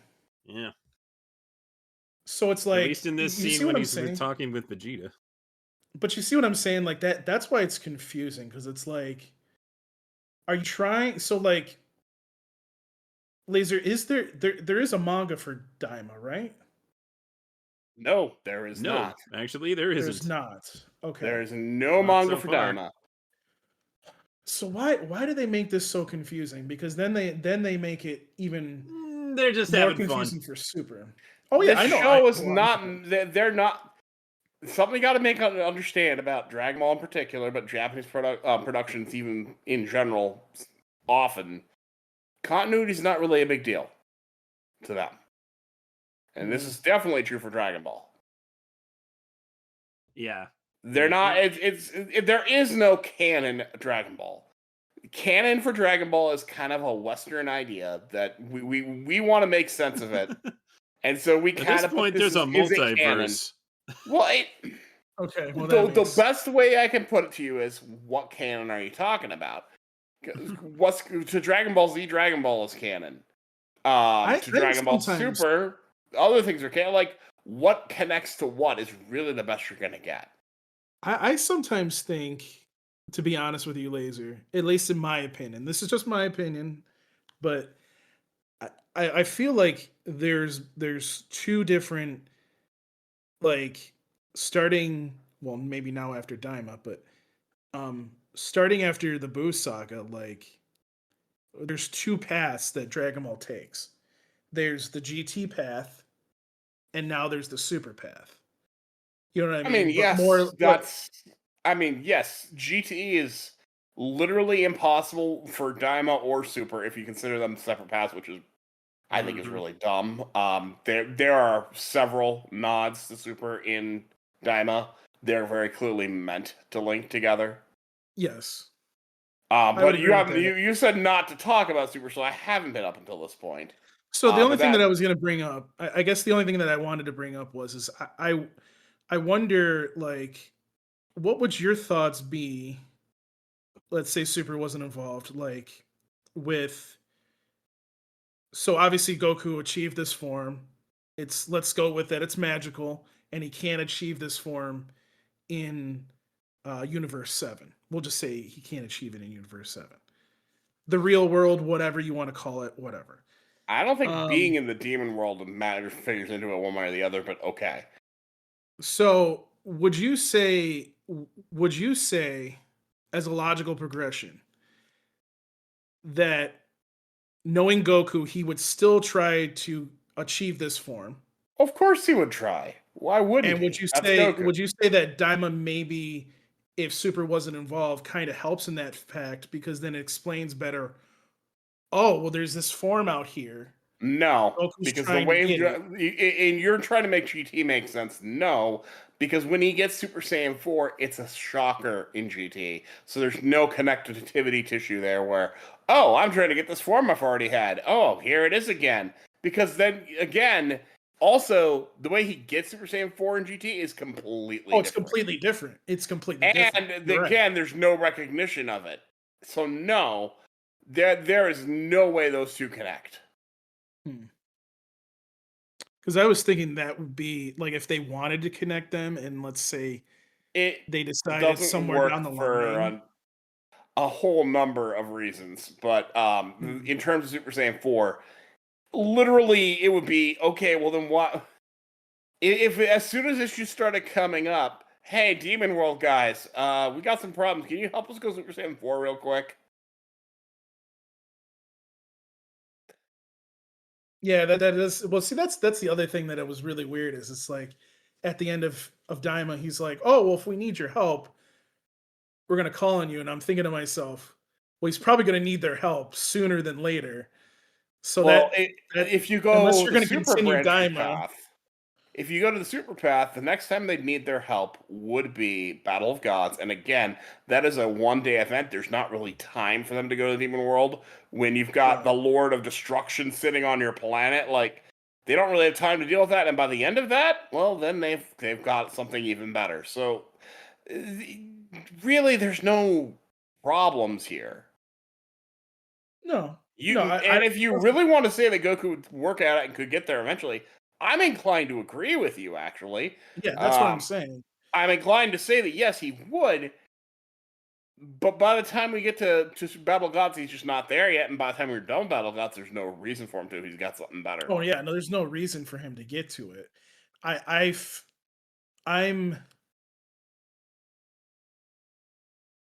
kind of the belief that, and maybe this is, and I know that there's always rumors out on the internet, but I'm almost of the belief that maybe they might do more with Daima, but I don't think I don't know if they would they, like They're doing something. They've announced a project. We don't know what it is. Yeah. They are doing something soon for Dragon Ball. Lord knows what it'll be. You're recognizing a lot of commonalities with Super Daima and GT, and that's intentional. Daima is like Dragon Ball Super Broly. It's taking the ideas of GT and adapting it to the modern framework rather than leaving it in non-canon land. So it's not like a link to GT. It's replacing it effectively. Yeah. And I was almost thinking, like, Laser, that as the manga continues with Super, because that's what it seems like they're going to try to do. The Super manga continuation is a whole other ball game. I almost feel like they eventually may try to, down the line, obviously it wouldn't be called GT, but I mean, they may try to tackle that in maybe what Toriyama wanted to do, but I don't know. Very much doubt that there will be a Daima manga. Oh, no. Toyotaro is doing his own thing. No. Yeah, and that's the other thing, is like, it's going to be interesting to see what he comes up with, because I'm hoping that he kind of continues what Toriyama was doing, but we'll I mean, the Dragon Ball Super manga very much had a existing plot thread of Black Frieza and, oh, we're all getting our butts kicked. We got to work together to beat, a new powerful Frieza. That very much has its own thing going on. Yeah. I'm anxious to get to that new Frieza, to be honest with you. I'm anxious to get to Black Frieza. I would like to see what they actually do with it. It's also a cute little credit card reference. He goes from gold to black. I mean, I want to get back to Daima, but one side note, I almost feel like when they continue the manga, Frieza's he's gonna still be bad, but he's gonna turn into Vegeta in the sense of, oh, I can't kill Vegeta and Goku. No, you'd say that. He literally tried to kill them the last time we saw him. Oh, I thought he just knocked him out. That's all I thought. Well, I mean, he was going to try to kill them, and then he just like, yeah, I can wait. And you're right, he just knocked them out. But he very much intends to kill them. He stated as much. If you're talking Dragon Ball Super manga, he is not going anti-hero route. He is full on villainy at the moment. They were reseeding him as the primary antagonist of Dragon Ball Super in that manga, so that's a whole nother ball game, dude.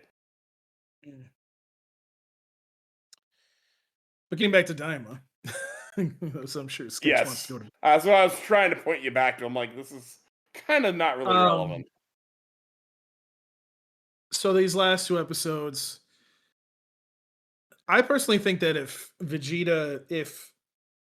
the eye wasn't what it was, Vegeta probably would have beaten Goma. But obviously the eye is what the eye is, and it basically gives him immortality without giving him immortality, if that makes sense. And it's just, it was just funny to me, because it's like, oh shit, actually Vegeta probably already killed this dude. And Goma, because he's got that handicap where he can just instantly heal pretty much and whatever. Like now, Vegeta's out of energy basically, and he can't do shit. So yeah, I mean, that was kind of cool to see Vegeta do that. I laughed at the scene when I watched it in sub, but in the English dub, it's even funnier with Vegeta giving up because he wasn't going to get laid. So, yeah. I mean, the sub is pretty much the same comment of, oh, shower time, uh-oh. I don't know. I found it a little bit funnier in the dub for some odd reason. I don't know. But I mean, it was the same. It was almost the same line. I also went and checked the sub line for Goku to Vegeta. It's pretty much the same as what Sketch described. So I don't know where my brain was. Yeah. And then Goku going Super Saiyan 4. That was awesome. I it's kind of funny that Vegeta's like surprised by that when he just did it. So it's like Vegeta, he just did it in kid Yeah, form. yeah. Would you not What's up with expect that? it? Vegeta, were you not here this whole time? Yeah. Were you not paying attention? Like, did you not see him go Super Saiyan 4? Like, Did you not see child Goku with the big monkey hands? I assume the surprise was for both, not the other one. Not for, the split Ah, there. well, fair enough. But he may have legitimately been surprised, and everybody else surprised, that Goku could do the form again on On his more or own, less on his own. yeah. But Right, and yeah. that does leave questions. I would argue residual stuff. I mean, residual even magic, Goma was but- like, "What? No." yeah. What do you mean you can go further? And Goku spanked him basically. Again, if it wasn't for the handicap, he would have been If dead. it wasn't for the Tertianoculus, Vegeta could have finished it. Oh yeah, without the Tertianoculus, Goma's nothing. Yeah, well, yeah. So let's just say, without the healing abilities of the Tertianoculus, without Yeah. the damage negating abilities of the Tertianoculus, even if he was just as strong. Yeah, no, you're But right. without that, yeah. Without that, the ability to heal, he's pretty toast. He ain't getting that hole in his chest back. It's like his stomach plug over there on the ground. Yeah, no. But he was just too OP. And it's just perfect that the way he's defeated is so laughable. Because he's not a real threat. No, he's a doofus. He's a doofus that had incredible power, which apparently you can buy at the store. Yeah, just go get it down at your corner store. By the way, you too can be a it's demon lord. it's it's incredible to know, because and I think this is also maybe a nod to the GT Super Saiyan 4, that Goku's Kamehameha was so powerful that it broke all three. Kamehameha, buddy. Was it It's not the all three? 90s. Was it all 3 layers of the demon world that he went through, or was it just the one? I want to say it was all 3, right? He did all he made a big show of like, this is Super Saiyan, and then this is Super No. Saiyan. When he did it, When he did the went through all Kamehameha. 3. It went through all 3 demon worlds, correct? Yes, it went through all I 3 believe demon that's worlds. correct, yes. Yes, because it reached the 3rd demon world and it made all the bad gas dissipate. Go away. Yeah. So that the 3rd demon world is a lot more inhabitable now. It's stinky air that makes it difficult to move.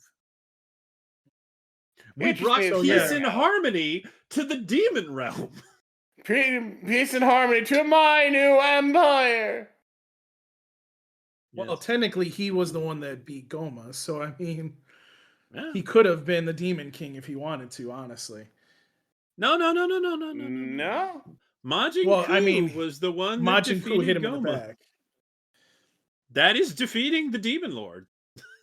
Yes. Goku didn't take him down. He did a lot of damage to him, but didn't take him down. He contributed, but he did not land the last blow. And that's apparently all that matters. Not that Goku wants the job. It's JRPG logic, MMO logic. The last one to hit's the one that gets the experience. He gets all the experience. You know what? People undersell Majin Coup. He's clearly very intelligent, very capable, and I mean, he's not street smart, so it's good that he has all those other people to guide him. But as a figurehead leader, not the worst. I like how he instantly gives himself a cape. That's pretty great. Yeah, that was cool. I mean, you can just do that, so By the way, why wasn't this sponsored by Mountain Dew? I'm just asking a question. Right? The Majin Dew. Where's the Majin Dew? Where's the Majin Dew Baja Blast? By the way, there is one thing that I want to say, and I think all three of us can agree on this. If this had played on Toonami first, I think it would have had a better reaction than what it did when the English dub came out. Well, sure, because it actually would have been promoted. Yeah. And I think the social media presence would have been a lot better. Of course, Like- again, because it'd be promoted. Mm-hmm. Mhm. So I think they're not going to do it, but I really think that Toei needs to not do this the way that they did it, or at the very least, bring both dubs out at the same time or something. Because delaying the dub was the stupidest move you guys ever made for as long as you did. And, you know, obviously we will never know what happened, but like, come on, like you could have brought this. I mean, you had the first 3 episodes dubbed already when the sub was pretty much By the time the dub What? started, my understanding is they had about 11 episodes dubbed, so stupid. and they still did it one a week. And they didn't do it They- until what? January was it? Yeah. Yeah, it was pretty. Well, and that's what I'm saying. By that January, the dub was when they released it on Crunchyroll. They did 1 episode, which was really bad because they'd already done 3 in the theaters, like back in November. And then, Yep. by then they'd had even more. But no, 1 a week. That's it. You had to wait like a month even after that to get to something new. Mm-hmm. And by the way, I wouldn't have mind them doing one a week if it was closer to the sub coming out. If they had done 1 a Oh, week, yeah. like within 2 weeks of the sub, no Exactly. one would have minded. It should Exactly. have come out right after the theatrical air. Exactly. Even that was a little late, but I would have taken that, sure. It should have been in And- January. And if it was supposed to be on Adult Swim and something happened to where they're like, no, you can't do that. Like, Tinfoil hat time, kids. What Yeah, hasn't tinfoil aired hat this time. entire year? A single show from Crunchyroll that isn't from Toei. Yep. and look what Toei's doing with One Piece.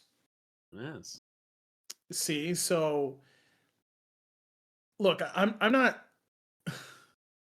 I understand Toei is ancient and they do their things in ancient ways. Oh, Toei Um, is special.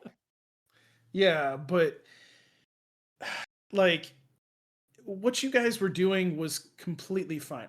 Again, I guess I get it. I like Toonami. Okay, I want everything on Toonami. I got it. I think Move we that all to the like side. everything on Toonami, yes. Right. Yes, certainly. Move that to the side. Even if you weren't going to put it on Toonami, you should have promoted this so much better.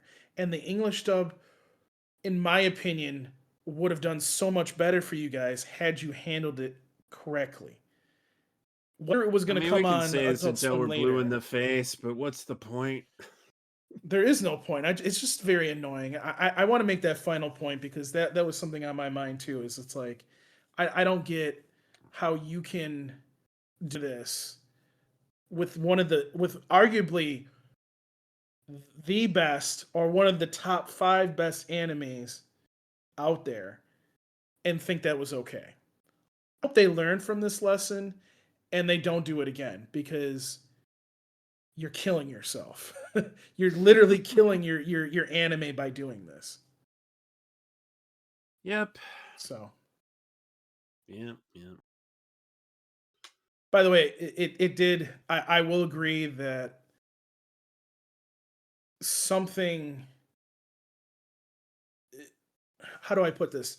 The series was a little rushed towards the end, but I can't I can't pinpoint where that is because the ending was they landed the ending. It's just somewhere I want to say around maybe 14, 15 was where like it felt like it started to get a little bit rushed. But um other than that, No, I don't this think it got series, rushed then. I think it got slow then. oh, it kind got of slow. Okay. kind of dragged its feet, and then right around like episode 18, it's just like, okay, we gotta finish. It's Okay, the maybe Mega that's what it is. Sixalar Yeah. 10 minutes left in the episode button. Yes, pretty much. Yeah. Okay. I would agree with that. Yeah, that makes sense. So But overall, I don't think the pacing was too bad. I mean, Oh, it's it a could be fun worse. romp. Yeah. I would say I enjoyed this more, at least entertainment wise, than most of Super. I think that's very common. I feel the same way. If you take all of the movie content away from Super, Daima smokes Super in terms of enjoyability. Yeah. Like, if you take away the Dragon Ball Z movies they adapt, and then you take away the Super Broly and Superhero, Tournament of Power is flawed. The Goku Black Arc was a really cool idea that was a bad ending. And then the only one that's kind of, okay is the Universe 6 tournament, but that's nothing special. It's fun, but Yeah, Daima smokes all that. it does. Yeah, there's. Oh, I think that's just a learning lesson for them that when they do these, whether they follow the manga or they try to deviate a little bit, they just need to not make it like long running. Just do 20 to 24 episodes of a saga, and then move on to the next saga. Don't dilly dally. Don't do your Dragon Ball Z 5 episode. Let's get to the point. Shit. Honestly, the anime industry has moved on from that. Well, thank God, but you know what I mean. Like that back in the day was annoying. Thank God for Kai. Even One Piece is So- only going to do 26 episodes a year now. I think that's a good thing. Because we're going to get some better quality animation. Hopefully the pace in the episode will be better. I think that's just a net good thing. Like, think of a way like Hero Academia does seasonal. No,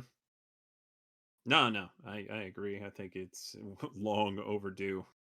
Let me ask this question to you guys, because I kind of alluded to it earlier. Do you, because there is some kind of, there's obviously the Dragon Ball game, and then there's this other thing out there that could be Super, or it could be something else. Would you want them to continue and do something else with Daima, or would you just want them to continue Super? I mean, they can Whatever works. acknowledge Daima, but like that story's over. I wouldn't There mind are- checking back in with the Demon Realm every now and There are then. things That you be could fun. do with a Demon Realm. I'm not dying for it. I think the story is pretty well done. I mean, it'd be sad if like immediately Majin's like, "Please come back! Please come back! Everything's terrible." Well, I mean, he did say you'll be the first ones I call. I'm going to be honest with you. If there's more story in the Demon Realm, beloved characters in the Demon Realm from Daima are probably dead. It would be. Yeah. I'm not sure we want that. No. I don't think this would. I don't think this would happen. But it would be interesting if they did that in Super, where they go back to the Demon Realm. But for some odd reason, they can't use God form in the Demon Realm. Like God Key is blocked there. That could be an interesting idea because it's that would be the negative interesting. universe. And then I Beerus could gets see pissed at that. Goku. Then he gets pissed at Goku because he could do Super Saiyan 4 in the Demon Realm. Hey, you hit a form for me. Oops. That would be hilarious. That would be funny. I do have one major criticism of Dragon Ball Daima. Well, I have a couple. I have some criticism as well, but go ahead. One thing that really bothered me about Dragon Ball Daima, we have this fun little concept like all of Goku's friends, except Gohan's his son, but Gohan's not there. But all of Goku's friends they're all children now. And there is so much potential in that. And we don't even get a moment back to check in with everybody else through this entire thing. I'm like, come on. I wanted more young Roshi. Young Roshi has the juice, man. Come on. There would have been some really fun possibilities there, but no. We're too busy fighting the Tamagami dragon. Sadly, we might not get any more Roshi. What about that? Well, we won't talk about that. Yeah, I hope he pulls through because, I mean, Roshi will still show up. The worst, if you're talking about voice actors, they'll recast them if they have to. They've had to recast other. We've lost the Japanese Bulma. We've lost Japanese Mr. Satan. They both got recast. Mm-hmm. Well, I'll tell you, Jordan Dash Cruz could probably just take over. He could put some old man voice on that and it'd be perfect. Because he has all the mannerisms down. Yeah. But yeah, let's not talk about yeah, we're not solid outing of the fresh voices in this cast. They all did a wonderful job. It was actually kind of disappointing when we went back to the old voices. I was like, yeah. Sabat sound kind of rough as Vegeta in these 2 episodes. Honestly, I really do enjoy the voices that they use for the younger versions of the characters. They sounded right. They sounded like they fit. Mm-hmm. They were enjoyable. And I personally, as someone who really loves simuldubs, loved the spotlight this is giving to some of the up-and-comers that I'm more familiar with because I'm watching simuldubs all the time.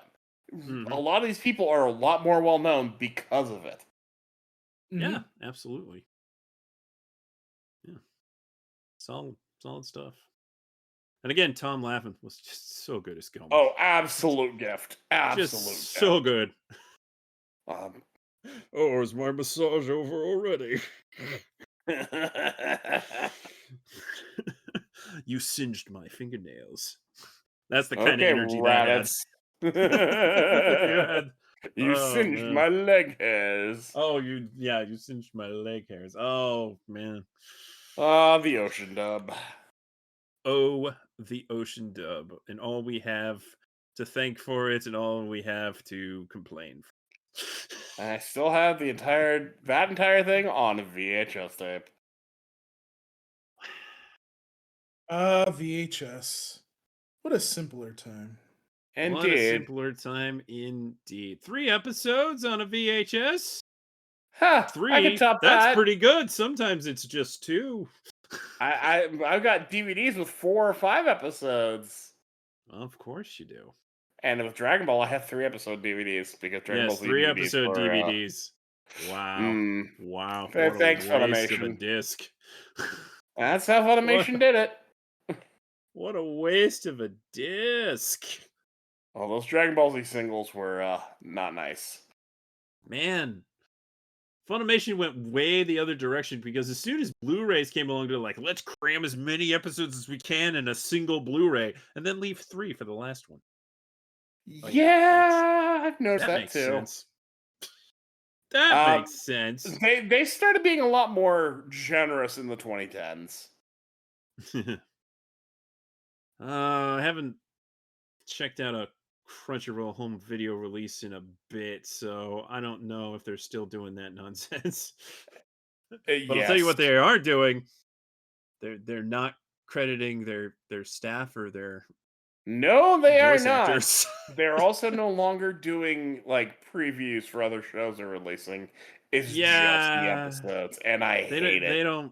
They don't make trailers anymore, which is a damn shame. Yeah, I mean that kind of gig keeps Jose employed.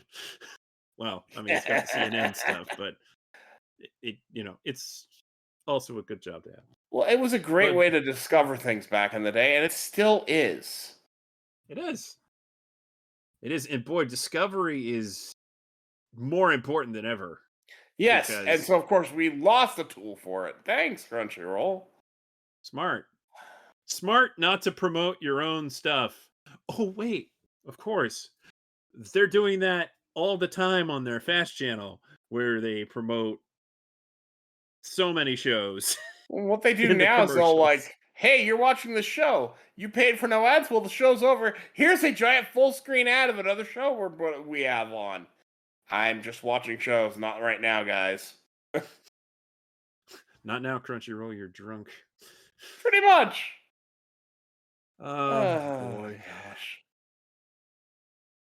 Well, yeah, I really wish we had more screen time for those other characters. Really appreciate it. I wanted to see Gohan once and be like, "What do It you would've mean been you're all great. kids?" The entire time that this show was running, I had a pet theory in the back of my head that the reason we weren't seeing Gohan is that he was going to be important. There was going to be some distinction about him that was important as to why the wish did or didn't affect him, and that he was going to show up and do something cool. Nope! Completely wasted plot thread. Never bet on Gohan. I know. I should have known better, but I did. What's funny is they had concept sketches for him. They had something in mind for him, but they didn't do anything. Like it would have been like totally amusing if they just like flashed over to Gohan at his home. He's studying. Is like, why am I a kid now? Yeah, that would have been enough. That But would've been because they enough. literally did nothing, my conspiracy brain came up with a conspiracy. I'm like, ooh, he's gonna do something cool. No. He's gonna come to the demon realm and he's gonna save the day. Never bet on. I didn't expect him to like beat Goma or be the one who beats the bad guy. That was always gonna be Goku. But do something. Something important. Maybe he would've- Incorrect. It was not Yes. Goku. It was Majin Coup, You our know new what? supreme dictator. You're right. I misspoke. And I, for one, welcome our Majin over. Majin Coup, the greatest hero who ever lived. Hey, hey, hey, hey! He had a coup. Ah, I see what you do there. I like that moment where like, are we sure these guys aren't Are we sure these guys aren't Majin? No, they're not Majin, but they beat a Majin. They beat a Majin, and that's why they're here. Yep. What's a Majin anyway? Everyone's like, oh, you're a Majin. What's a Magic powers." Majin? A miserable little pile of magic. Yes. So, I mean, in the case of Boo and Do and Coup, that is accurate. They are a pile of magic. And in the case of Coup and Do, just a little bit of cyber. Why are Cybermen involved? Did they come from the demon realm? They got pointy ears, so Where did the Saiyans get the Cybermen? So many questions There's a lot of winks and nods and that don't really need answers, I suppose. no, but they're trying to be clever. If I was to venture my own criticism at Daima, it's that rough middle. Yeah, it has a great start, it has a great end, but in the middle, there's a definitive point in the middle where it just slows down way too much. And I will say, I mean, it's cool to see Super Saiyan 4. It's cool. It messes up a whole lot of things and questionable. As whatever, demonstrated by earlier conversations. At the end of the day, they didn't need to do it. It didn't need to be there.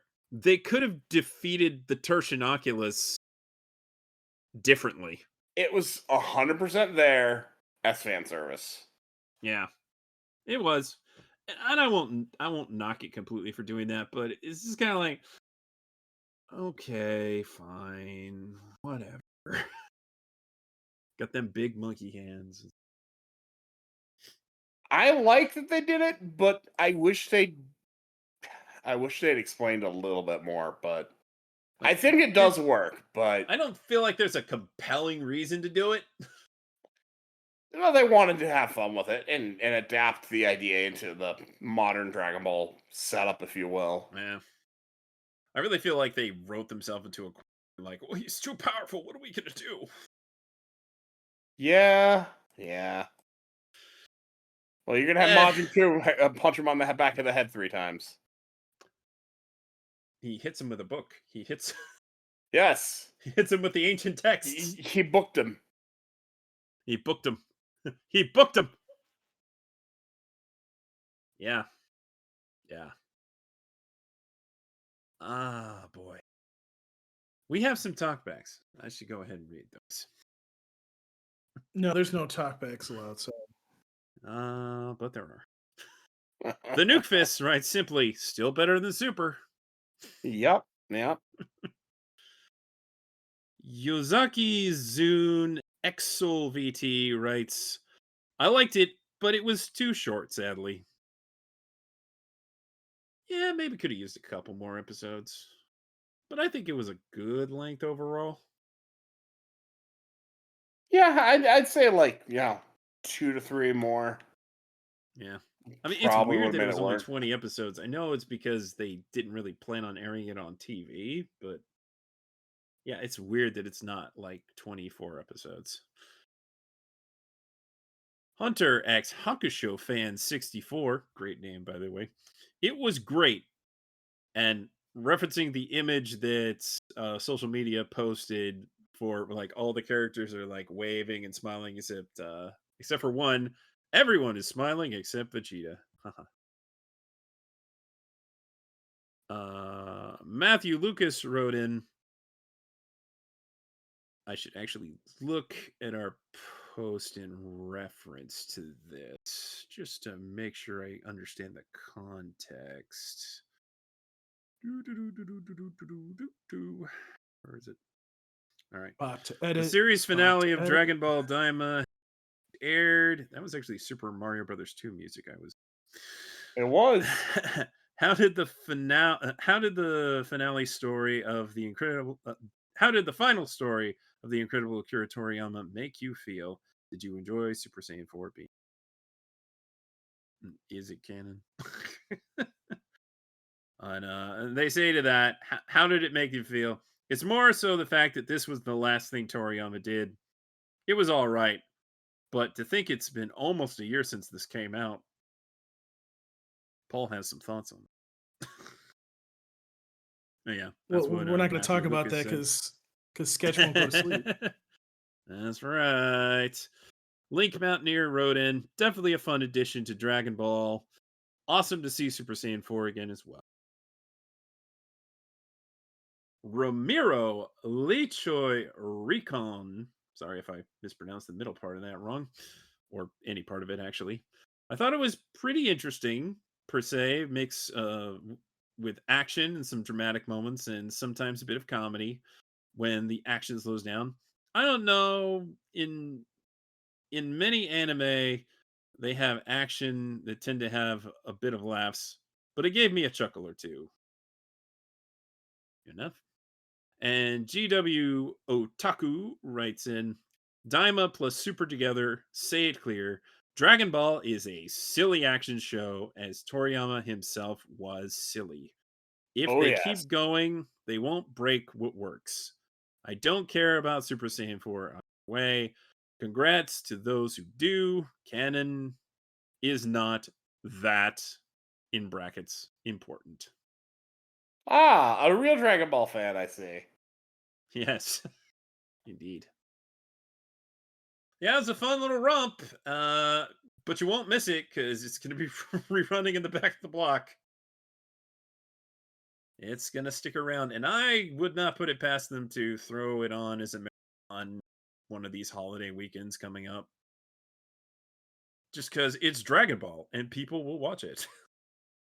You could do worse. Yeah. That is all of our talkbacks, and I think we've said all that needs to be said, perhaps, and then some. Perhaps indeed. Yes. Unless you have any yes, quite. additional thoughts, Paul. I always have additional thoughts. However, Sketch needs to get to bed, so. You are correct, sir. You are. Well, wait. very Isn't correct. Steven here somewhere?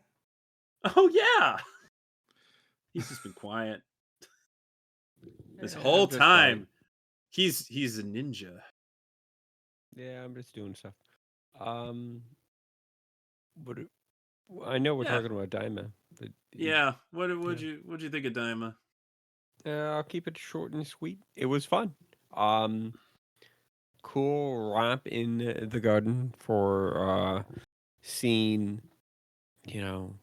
new adventures with Dragon Ball. It's not like the same stuff. This is a different realm and everything. So that was a cool location to do it at. The animation was like top tier animation. That's like on the level of like One Piece stuff and you know any of the new stuff coming out and everything. So that was cool. The red letters, no one has deciphered those yet. There are Oh. some hints of what it could be. So every title card had a red letter. It was in not technically kanji in Japanese. I think it was katakana. But here it was English. So the one in English doesn't make any type of sense, but the one in um, katakana was something.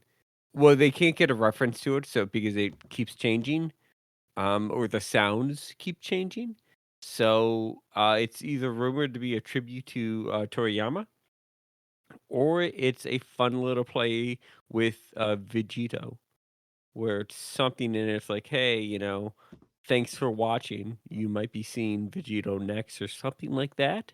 Huh. So, because there was that hint of a fusion bug in there, so people That's were true. lining up with that, but Goku lost it, and so something could be going on. But other than that, yeah, fun series. I liked it. Yeah, man, we could have had Vegito back to finish off Goma. We didn't need Super Saiyan 4. Oh, yeah, and Bulma found lots of bugs that rejuvenate the body, so she bought the whole stock. Girl, you're already flawless. Come on. You don't need that. Yeah, it's been a fun romp. But that's gonna do it for our final Dragon Ball Daima discussion. But if you have any thoughts on Dragon Ball Daima that you didn't already send us, you can email us at podcast@toonamifaithful.com. You can follow us on facebook.com/Toonami Podcast and on Twitter @Toonami Podcast. You can listen to the podcast on just about everything, including Apple Podcasts, Castbox, Deezer, Google Podcasts, iHeartRadio, Overcast, Podbay, Podbean, Podcast Addict, Radio.com, Spotify, and the TuneIn app. And you can find every episode of the podcast to stream online at the same place they found the encrypted clinical trials on Lazarus, soundcloud.com/Toonami Faithful Podcast. And get the latest news by following @ToonamiFaithful.com on Blue Sky and @Toonami News on Twitter. And read the news, views, and reviews on ToonamiFaithful.com. Steven, tell the folks where they can find you. You can find me on like every platform known to man under MXA Ghost. If I'm not on there, it's probably not worth following me. Aside from that, streaming Hollow Knight and other things on my Twitch. It's same thing, Twitch, MXA Ghost. Otherwise, I'm on the internet. I'm not dead yet. So good job. All right. Laser, tell the folks where they can find you. You can find me on Twitter at LaserKid Prime. You can find me on Blue Sky at LaserKid when I remember that I have one over there. And you can find me on my podcast, The Simuldub Saints, where I talk with my co-host Archangel about Simuldubs. We're about to have this come out here pretty quick, although we'll be on a little bit of a break here in the near future because I get to go for another fun trip. I should be available still for this podcast. It just won't be able to edit anything. Okay. Paul, tell the folks where they can find you. Well, you can find me on Twitter at Paul Bascrillo and on Blue Sky. You can search for me there. And of course, you can email me, paulbascrillo@toonamifaithful.com. And you can find me on Twitter at Sketch1984 and also Blue Sky, search for Sketch1984. I'd like to thank you all for listening to this podcast. We hope you enjoyed it, whether you're tuning in live or you're listening to the podcast after the fact. Because of Toonami's schedule change up, we are going to be doing things a little different for the next month or so. So we have 2 episodes of Bleach to cover next week because we didn't cover one this week. Well, we would like if there were more shows going on, we would have done 2 episodes of Bleach next week anyway. But we also are continuing Blue Exorcist, and now we have Mashal.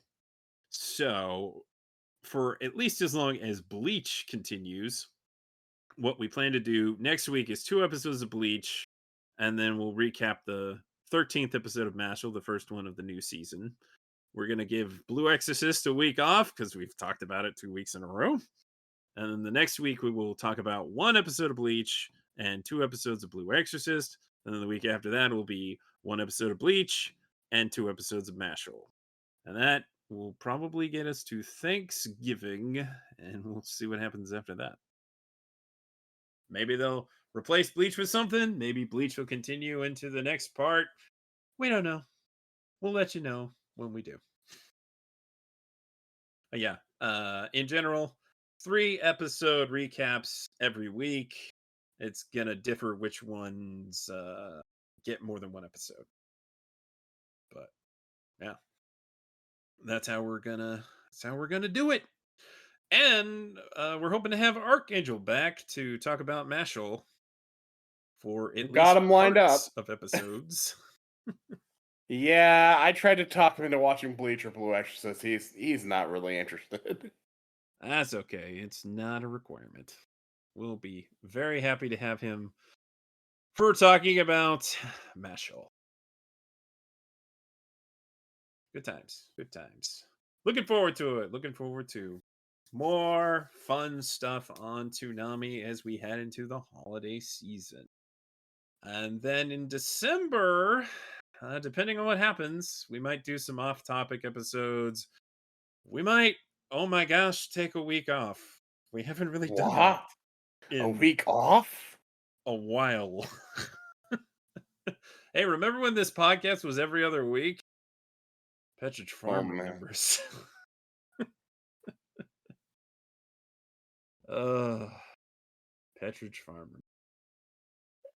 Petrick I'm Falls. very tired. Falls. It's been a long day. It's been a long day. So, thank you again for listening. We always appreciate it. Please share the podcast with your friends if you think they would be interested. And until next time, we welcome our new Coup overlord. We ain't Neva understanding Super Saiyan 4 and Daima.